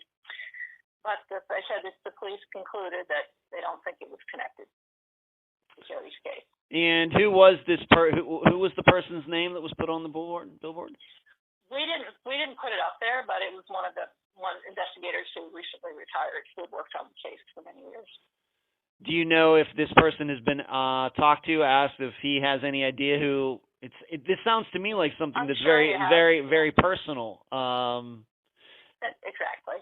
We haven't talked to him, but I know from bouncing it off with investigators and other departments, they said their main guess is it's probably somebody he's been in Mason City all his life. As I said, retired in the past year. They thought it was probably more likely something personal versus really pointing towards Jodi. But, when you don't know, you're left with wondering. And certainly a lot of our followers have questioned, is it a clue? Right. Okay. And it did say machine shed, as if, and I start wondering, does this guy actually have a machine shed at his house or something like that? Okay. Or if he did now, the thing would be what was what was the situation 25 years ago? Right. Don't know. All right. So, and I guess a lot of people are going to make the connection between Maria O and this. You know, so this is like the second person. It may be total crank, and Maria O may be a total crank. But I can tell you that, you know, I've covered almost 200 disappearances, and although we've covered disappearances where police officers are suspects for sure, you don't have I haven't covered too many where there have been outright allegations, you know, even to the point of vandalism. I don't know if we've covered any other disappearances like that on the program. So that really sticks out. Yeah. It really sticks out. Yeah, I agree. We've never, I mean, it was pretty shocking to us, and not to mention the fact we're a shoestring nonprofit operation, but we were determined to get a billboard back up, and we did, and it's been left alone since. But. Okay, so there's that. So we had the billboard vandalism. So that happened, December 31st, 2019? That's when it happened? Into January of 2020. Okay. All right, and nobody has been caught for this yet. All right, let's move on to this. Once again, we're going to talk about them one more time, and I know we'll probably be going over a couple things you've already mentioned, but I just want to cover them a little bit more. John Van Sice finally did an interview in 2019, and I know that I've listened to it, although it's been a while since last year. Did anything new come out of it? What did you think of it? I think the main thing is that I felt, frankly, it's an opportunity to let him deny it, say something. I tracked him down 23 years ago, and he rolled up the window in his car and said, you guys have done nothing but ruin me. He wouldn't talk to me. The media has gone knocking on his door, and he won't talk to anybody. And not that, I don't know if I could blame him, but he just made his case that he didn't do it. In the statement, we learned a little more about the fact that the subsequent grand jury, we did not know that he'd been called in just 3 years ago that he was still very much on the radar. You combine that with the GPS stuff on the cars, clearly he is still being looked at. But beyond it, we had not heard, other than through the gal that walked with him, that he had a girlfriend back then. That's in his statement. There really wasn't too much. I think it was basically media, leave me alone type of thing. Mm-hmm. Well, I thought it was interesting you finally did an interview after those time. And the listeners should know I actually got to speak with the guy who did the interview with John. I actually spoke to him July of 2019. In fact, I remember exactly where it was. I was driving to Amarillo for an Unfound meetup there, and I talked to him on the way there while I was in my car, and we must have spoken for 20 maybe to 30 minutes about that and a few other things. So unfortunately though I can't remember this gentleman's name, and I apologize for that.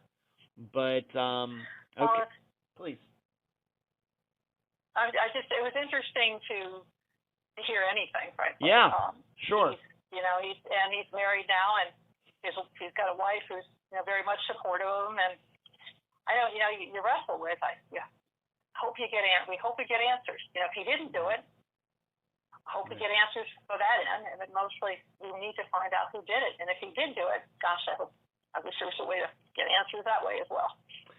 You have mentioned a few times, and I know once again a lot of people who have heard about Jodi's disappearance maybe already realize this, but just for the people who are maybe hearing about a lot of these specifics for the first time, you've mentioned that they put trackers on his vehicles. What year was that, and what do you think that they were trying? I mean, obviously the vehicles he has now within the last few years, where he would not have had back in 1995. When was this done, and why was it done, do you think? This was done, it was done in 2017, and we are just left to speculate. It was done in Iowa, and my guess is they may have gotten wind, authorities may have gotten a tip that he was coming back to Iowa, and did they think maybe he was going to look for a body? And why? There's nothing that would lead them. They weren't the vehicles that were used when Jodi disappeared. They weren't even around back in 1995. So my guess is just it was kind of maybe a gamble to see if it led him anywhere. And the chief said publicly, when 48 Hours interviewed him a year and a half ago, it did not produce anything. Nothing. Okay. No. And we should state John Van Sice does not live in Iowa. anymore. Right. No. No. No, he lives in Arizona, and he drove back from Arizona to produce the prints for the federal grand jury. But it was interesting because we didn't know about it at the time, and later found out about it, that these two events were going on. A federal grand jury where we don't know who else was called or what else went down, but he was called in to give his prints and a DNA swab. Mind you, he could have given his prints to the FBI office in Phoenix, so they made him come up to Iowa. And then a couple weeks later, we've got this local search warrant on the vehicle. So what kind of strategy might have been going on to maybe see if they see him doing something, but it didn't produce anything. Okay. And then people wonder why we can't see the search warrant, but maybe we can explain it. I've asked the county attorney their version of the district attorney, why are they continuing to keep it sealed? And he said, basically, they will continue until the case is solved. They have to go back each year and ask the judge, but they don't.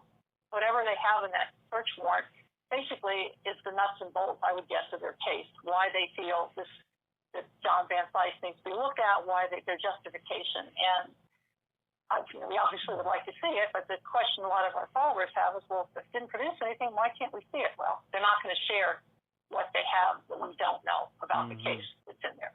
How old is this warrant? When you say, they have to go back every year to keep it sealed, how many years have they have done that, to keep it sealed? It was executed in the spring of 2017, and it was sealed until September, and then for a year, and then each year it gets sealed. It just got resealed again in September of this year. So, and when I talked with the county attorney about it in September, he said he anticipates doing it until. I mean, the same thing we saw with Jacob Wetterland. We didn't see any of the search warrants, even on the guy who turned out not to be involved, till after the case was done. Then they opened up everything. So we may never see it. If they don't find Jodi and there's somebody who's in charge, we may never see what the probable cause was to convince the judge of justification to do these search warrants. All right, so this is a warrant from 2017. I don't want the listeners to think that this is a warrant that has been sealed, keeps getting sealed every year since 1995. This is a relatively new warrant compared to the age of her disappearance. Right, exactly. Okay. And it's the first kind of official document of any sort we've seen in years. There was a search warrant on a car that didn't have much back in 2000 or back in 1995. They had to get one to search the car, but there hasn't been. There's very little paper trail to get your hands on. So we were pretty interested, but so we got very little. We're left to speculate. We don't know, other than the chief did confirm that the search warrant on the vehicles did not produce anything useful. Do you think that this warrant from 2017, are we to believe then possibly that this warrant would have been for his location in Arizona? No, this was in Iowa. Iowa. I think this would have been again, I don't know if they got wind that he's coming back. This was one or two vehicles they had at the time, but okay. They would have had to work with Arizona. I think it would have been a whole all right, so jurisdiction. They did this. Federal one if they had to do that. All right, so this warrant was going to be for while he was in Iowa. While his vehicles were searched. One of his vehicles. That seems to be. That's just trying to extrapolate from what we do now. That seems to be what it was. All right. Let's move on to this. Now, John Van Sice had been married before he met Jodi. You already mentioned that he had at least one child, a son that was going to school or something like that. I think you mentioned that very early in our discussion. Has his ex-wife ever been asked about John, if he could be violent, if he could be controlling, anything like that? Has she ever made a public statement about John? She has never spoken publicly. No, I don't know if anyone from the media has ever reached her. He doesn't have any kind of domestic violence stuff on his record. If there are ever any calls or anything, we're not aware of them, but she has never spoken. He also has a daughter. He has a grown son and a grown daughter. The son was the one that was on the water skiing trip where they stayed that weekend that Jodi went water skiing before she disappeared. Nothing ever has come out. She's never said anything. Okay. All right, but we should know, if anybody does look up John Van Sice, he does have some charges for him, I think, drinking and driving, I think that's... Yeah. He does have... It's traffic stuff. Traffic stuff, right. No violent stuff, just traffic stuff. Okay. Although drinking and driving, obviously, nobody should be doing that. Okay. Right. Since 1995, your impression, just have this typed out, have police turned up any evidence that you think puts them any closer to calling John a suspect? Because I guess what I'm saying is, even though there's been a lot of suspicion of John, we have to remember, he's not been charged with anything, and it just feels like all this work that they've been trying to do to uncover stuff from him simply hasn't led, obviously, to anything that has led to an indictment. No, and I haven't seen anything. I will. The caveat I'd add is, a no-body case, if you will. These are tough ones. And I know. These are particularly tough. So, you have one crime scene, you don't have the second crime scene, you don't have Jodi. And not having Jodi and not having wherever Jodi is pretty tough. Yep, no body case. I've not seen anything, and if they do have it, nobody I know has gotten wind of anything. And certainly if they had strong evidence, we would most likely seen something by now. We don't know if the grand juries that met on him were asked to consider an indictment or not. You know, federal grand juries are often sort of investigative grand juries, if you will. We don't know if they concluded with a request or they just used it as an investigative tool, because, again, those are secret. We can't get access to them. Okay, because I even have it typed out here in my notes. To me, John is no more or less a suspect than he was in 1995. They haven't found anything to rule him out. They haven't found anything to rule him in. Nothing new, and there's one of the things you look for sometimes if there's been additional violent behavior or patterns. If it's certain kind, there hasn't been anything. This doesn't mean that he didn't do it, but believe me, we looked, we followed, we haven't seen anything. By most accounts, he's cooperated. He's done a polygraph. He came back and gave his prints. But they must, all I can say, we also don't know what they have that we don't notice in that search warrant. Cause. Okay. Let's talk a little bit about the podcast. We've mentioned it a few times, some of the episodes. You've said that there are 6 of them, and the 7th one, I guess, will be coming out shortly. You're working on it right now. What was it that finally led all of you at findjodi.com, to say, hey, maybe we need to do a podcast, regarding this? How did you decide to start it?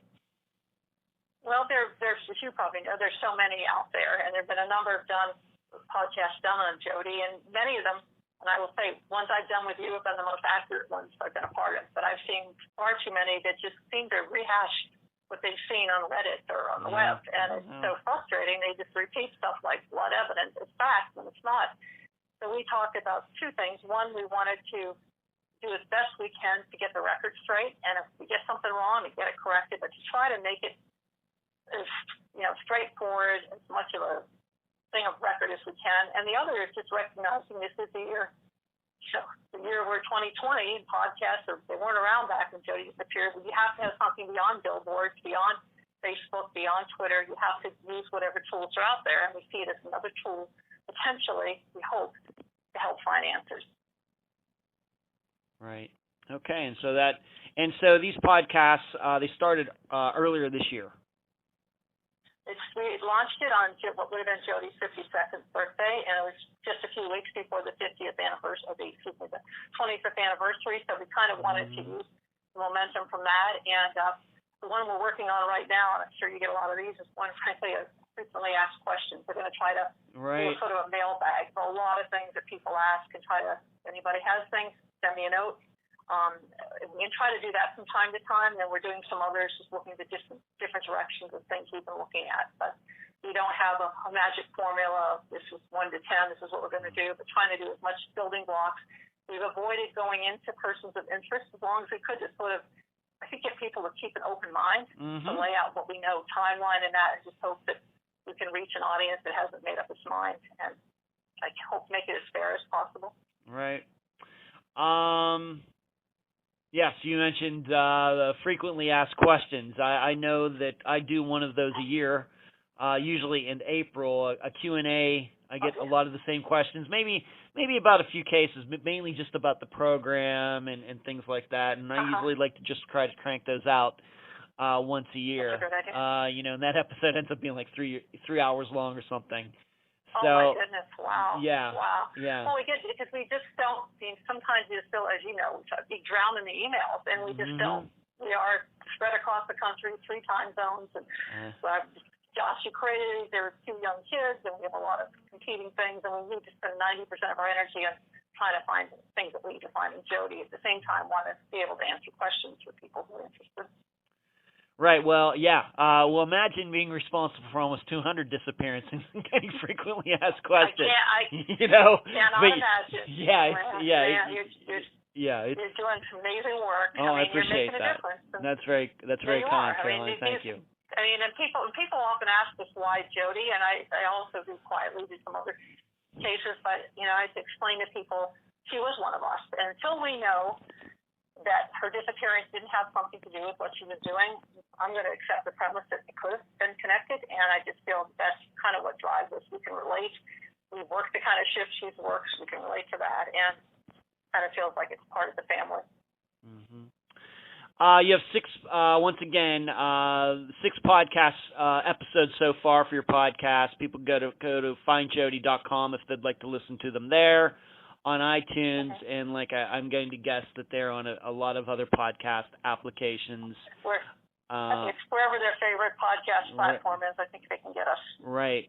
And listeners know I listen to very, very, very few true crime podcasts at all. When I'm not doing Unfound work, I try to get away from true crime. But I have listened to every one of the episodes. I think they're very good, and I know that my standards are. My listeners know my standards for true crime podcasts are very high. So I thought I think you guys have done a great job so far. I do have to ask, being that you have 6 episodes, I mean, do you have a plan to do 10, 20, or just going to keep going, or what do you think? I think we're going to keep going. I mean, there's supposedly a podcast formula or thing you're supposed to do every other week. We just can't. There's some things we'll still probably do as post. I try to do a post as the companion that goes with it to say there are people I know that don't want to listen to podcasts. They just want the stuff in black and white. So we're going to try to, the timeline. A lot of people can't sit there with a calculator and figure out what time did she say. So I'm hoping by supplementing with a post that helps with some of that. But we're just going to keep at it. We want to be in a position if there's suddenly breaking news that we could jump in as well. One of the things I really like about it is I think it lets you do what we're doing here. The things you can explain better in kind of a podcast conversation than maybe you can in a printed post. So I like the way it allows you to I want to share more and more maybe the process of how we did what we did. One of the things that struck me recently is, why did we wait all these years to request a copy of the Stalking report? Nobody's had that before. We should have asked for that 20 years ago. Yeah. The truck report of Jodi. We asked, what else is out there? What else is part of the public record, as limited as it is, that we can get our hands on and maybe get some answers? Let's move into this. This is just, I've labeled this in the outline, Caroline, a further discussion, just to have a little bit of more of a general discussion about Jodi's disappearance. The first topic I have is, after 25 years, do you think that the Mason City Police Department is still capable of solving this case, or is it time, do you think, that the Iowa State Police, or whatever they call it, or the Attorney General's office needs to maybe step in and take it over from them? Because I have to tell you, that has happened in many of the disappearances that I've covered, where you have a small-town police department that gives it a shot for a while, and then the state police end up taking it over. What do you think about that? Well, I think in this case, they have a full-time DCI state agent working on it. We're based in Mason City, who's working on it as well. They also have an FBI agent who's assigned to it. Mason City remains the primary agency, but I've been assured that the others are there. From time to time, we hear about different groups that want to offer their services. I had a retired police official who wanted to come in and do it. He said he'd be willing to sign something where he wouldn't share anything with anybody else. At least in the past, they've not been open to that. Now, I don't know if maybe they've done some things that we just don't know about. But, again, we don't know what they've done. If anything, in recent years, they share less information than we maybe heard years ago. In fact, I had somebody tell me they thought we knew too much already, and I'm thinking, gee, I don't feel like we know that much. I know that feeling. Yes, I get that feeling a lot. I'm not aware of. Yeah. Yeah. Right. But I think it always, and Jacob Wetterling, going back to his case, when the FBI got involved again and back after the 25th anniversary of Jacob's abduction, what was key is, I believe it was an FBI agent who was looking at an old file of the other person, young man, 12-year-old boy who was abducted and released shortly before Jacob was taken. And when they were looking at the file, one of the things that stood out is that the boy's mother, Jared's mother, mentioned that he kept rubbing his shirt in his face after his sleeve after he got home. And they went back and tested that shirt. Guess what? That came back with Danny Heinrich's DNA. Wow. 26 years later. Wow. That was what got him the stuff to go get a search warrant on Danny Heinrich. Had been an early person they looked at, but not the guy they were focused on. That led them to Danny Heinrich's home, where they found a bunch of child pornography. They didn't find anything on Jacob or the other case, but they threw the federal book at him, hit him as hard as you can imagine on federal pornography stuff. And only through that, when he was going through the evidentiary parts of the process, when it came closer to trial, he told his attorneys he wanted to make a deal. And he made a deal that if they wouldn't charge him and they'd put a cap on his sentencing, I believe, he would leave them to Jacob. And that's what led them to Jacob. Jacob would still be missing if that hadn't happened. But it took a fresh look and somebody, forensics, the kind of forensics we don't have in Jodi, unfortunately, I believe. Yeah. But so I do believe, I know myself, talking to you, I get a fresh perspective. I think we all get locked in our perspective. Yeah. I think it always helps to have others to look at it or to challenge you on your assumptions. Right. I challenge myself more than ever after Jacob. I think I am not locked in anybody. This is a good segue into this question, and this comes up quite a bit with disappearances that we cover on Unfound. Usually it has to do with like videotape evidence, things like that. But anything, once again, as well as you know Jodi's disappearance, anything that was missed early on that could have caused this case to be solved a long time ago. That's probably the kind of question we won't be able to answer until we see it solved, because we don't know. I know there's been concerns about the car being released fairly quickly, within a couple months. Could that car have been kept longer, maybe processed differently? Could that have made a difference? I don't know. And even with Jacob, a lot of our answers didn't come until the case was solved. It's easy to ask a lot, but until we knew where the pieces came together, we don't know what we don't know. I guess what I'm saying is any mistakes that you can look at in the investigation that you know about. Once again, we talk about that topic, I wouldn't say every episode, but it does come up. The police didn't go get a videotape from a hotel. Right.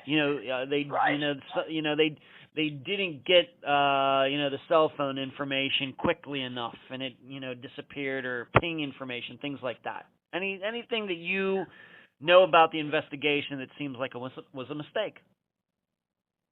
I think what I've heard from some people is that they called, that they didn't hear from the police, they weren't interviewed, or the man that I found who was never interviewed was visiting the building. Could there be somebody who was visiting somebody who's been missed, who might be key? I think there's a very good chance that something in that apartment complex could be key, and that world, what was going on. One thing an investigator brought up recently, we mentioned earlier, the white truck.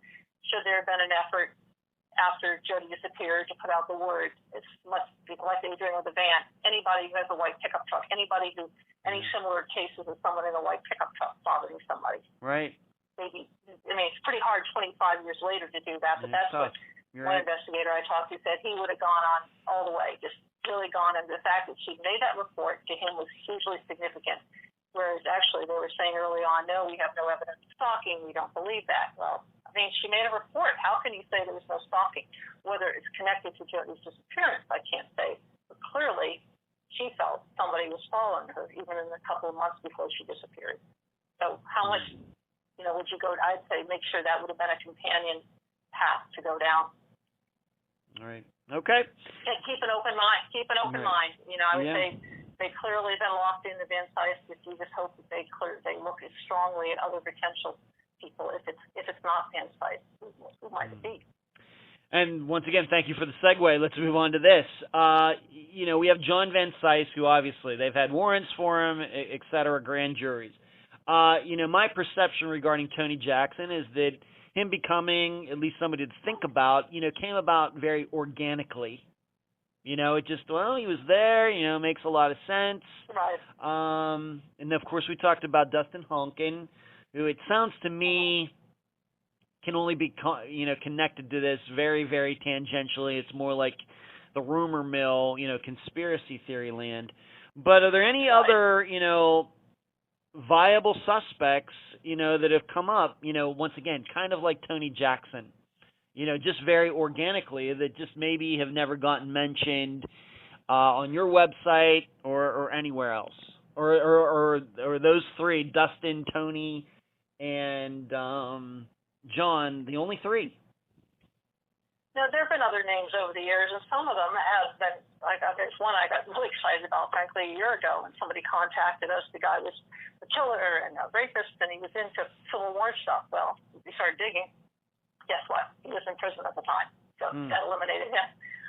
Thomas Korsgaden, a Minnesota rapist from Austin, Minnesota, was looked at. He had made statements sounding like he might have even bragged about it, but they felt they ruled him out. But there's certainly no shortage of really violent people. There's another guy in prison right now that I know that they were poking around, and I kind of hesitate to just start throwing out even more names when I don't know what they've gone with them. But there's no shortage of people who've done some pretty violent stuff that I hope that they have thoroughly vetted in ways that maybe we can't even do, that they have checked out. Right. I guess what I'm saying is none, though, they are like Tony Jackson, where you find out they're violent and then figure out that they lived in Mason City at the time, or they lived, just to get really outrageous, they lived in the same apartment complex as Jodi. Nothing like that has occurred, other than, once again, Tony Jackson. No, not that we're aware of. No. Okay. All right. Last point of discussion here, Caroline.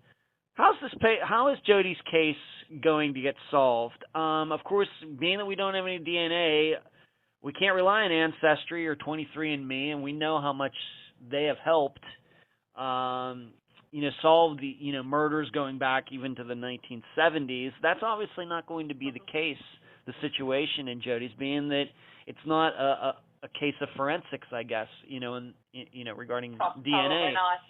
Yeah. So, and of course, I tell my listeners is that, it seems so many of these disappearances are solved by luck, whether it is a murder or just something like an accident, like earlier this year when Esther Westenbarger was discovered in her car. It seems that she drove into a retention pond. Maybe she was drinking and driving. Maybe she had a heart attack. We're never going to know.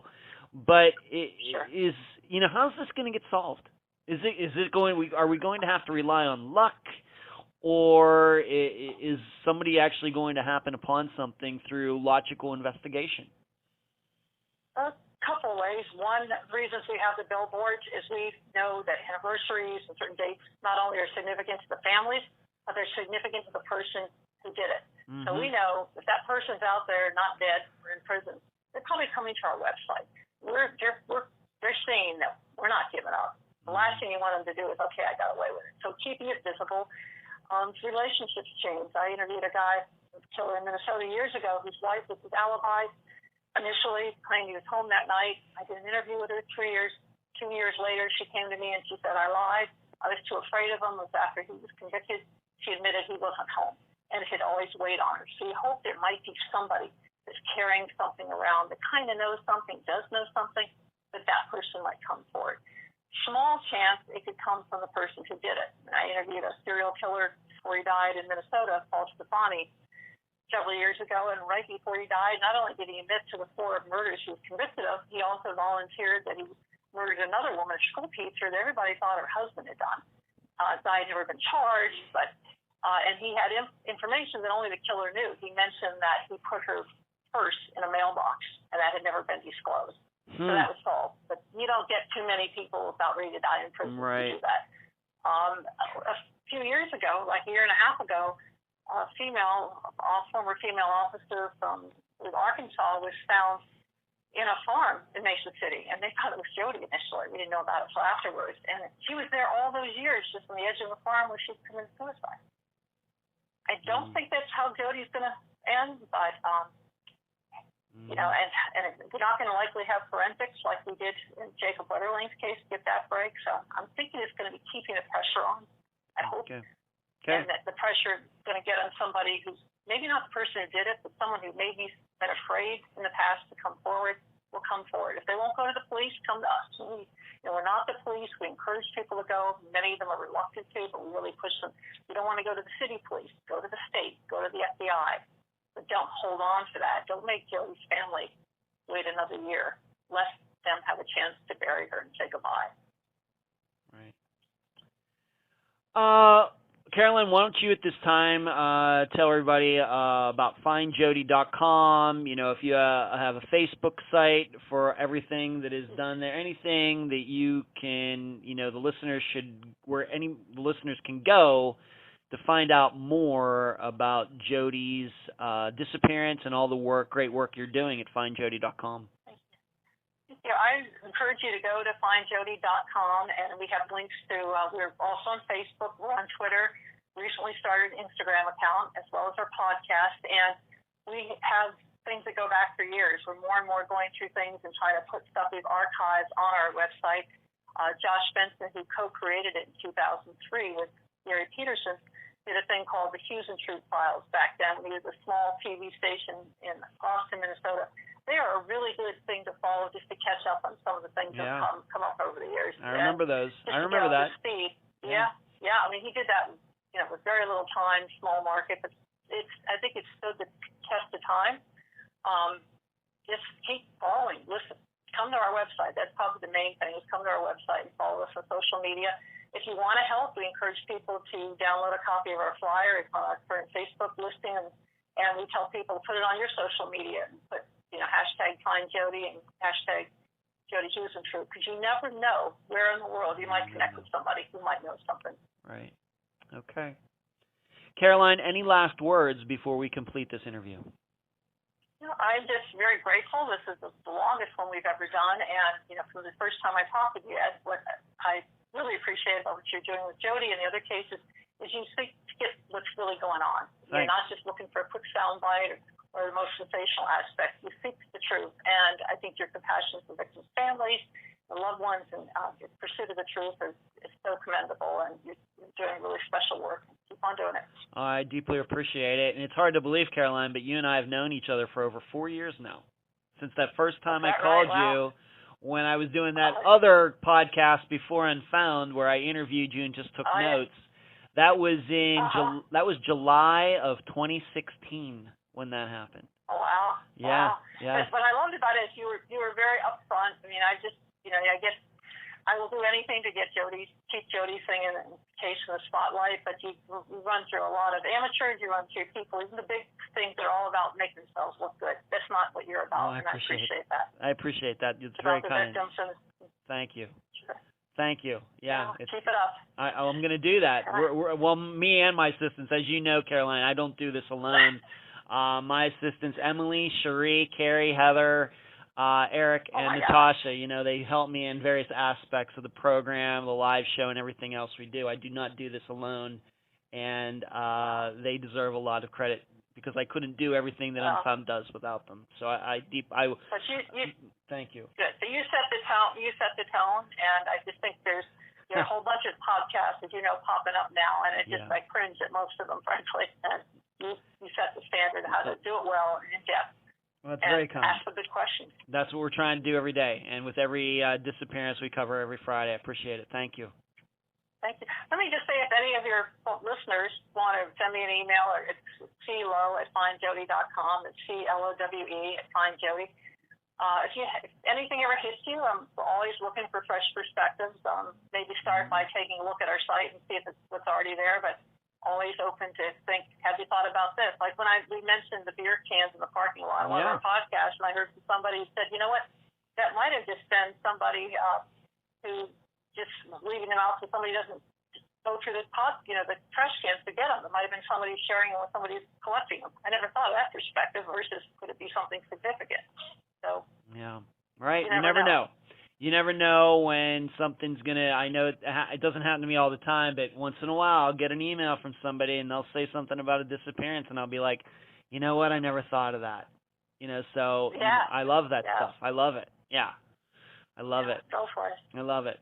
Well, Caroline, I appreciate you being on this episode of Unfound. Thank you. Happy Friday night. Hope everybody stays healthy these challenging times. That's when we did this. Yes, everybody should know that we did this on the Friday night, October 16th, 2020. And I thank you very much, Caroline, for your time. Okay. Thank you, Ed. Night, everyone. You're welcome. And that was my interview with Caroline Lowe, veteran reporter, missing persons advocate, and major contributor at findjodi.com. I thank her for joining me and all of you once again on an episode of Unfound. Before I get into my summation, I want to again stress the importance of going to findjodi.com to check out its podcast. By this time, all of you know I don't listen to other true crime podcasts for reasons. But Find Jodi's podcast meets my standards, so I think it should meet yours. Please check it out. Now for my summation. I've known about Jodi's disappearance for about as long as I can remember. Certainly before I ever moved to Las Vegas in 1998. So it's been with me for a while. And little did I know when I first heard about it that over 20 years later I would be hosting a program featuring it. I have to be honest, it's a little weird. But it does remind me how much my life has changed since then. Yet my insights into Jodi's disappearance, strangely enough, have not changed, even though I know more about it now than I ever have in the past 25 years. What do I mean? The question still exists. What kind of person or persons would wait a full hour for Jodi to come out of her apartment? What I'm saying is the person was in that parking lot for the expressed purpose of abducting Jodi. There is no doubt about that. Thus, the person somehow knew the regular time that Jodi left for work. In addition, this person couldn't have known that Jodi would be behind schedule that morning. In fact, given that Jodi didn't exit her apartment at the regular time, it very well could have been that Jodi wasn't going to work at all. Yet, the person decided to sit in the parking lot anyway. What does this mean? Well, I went back through Unfound's entire disappearance catalog. It has almost 200 cases now.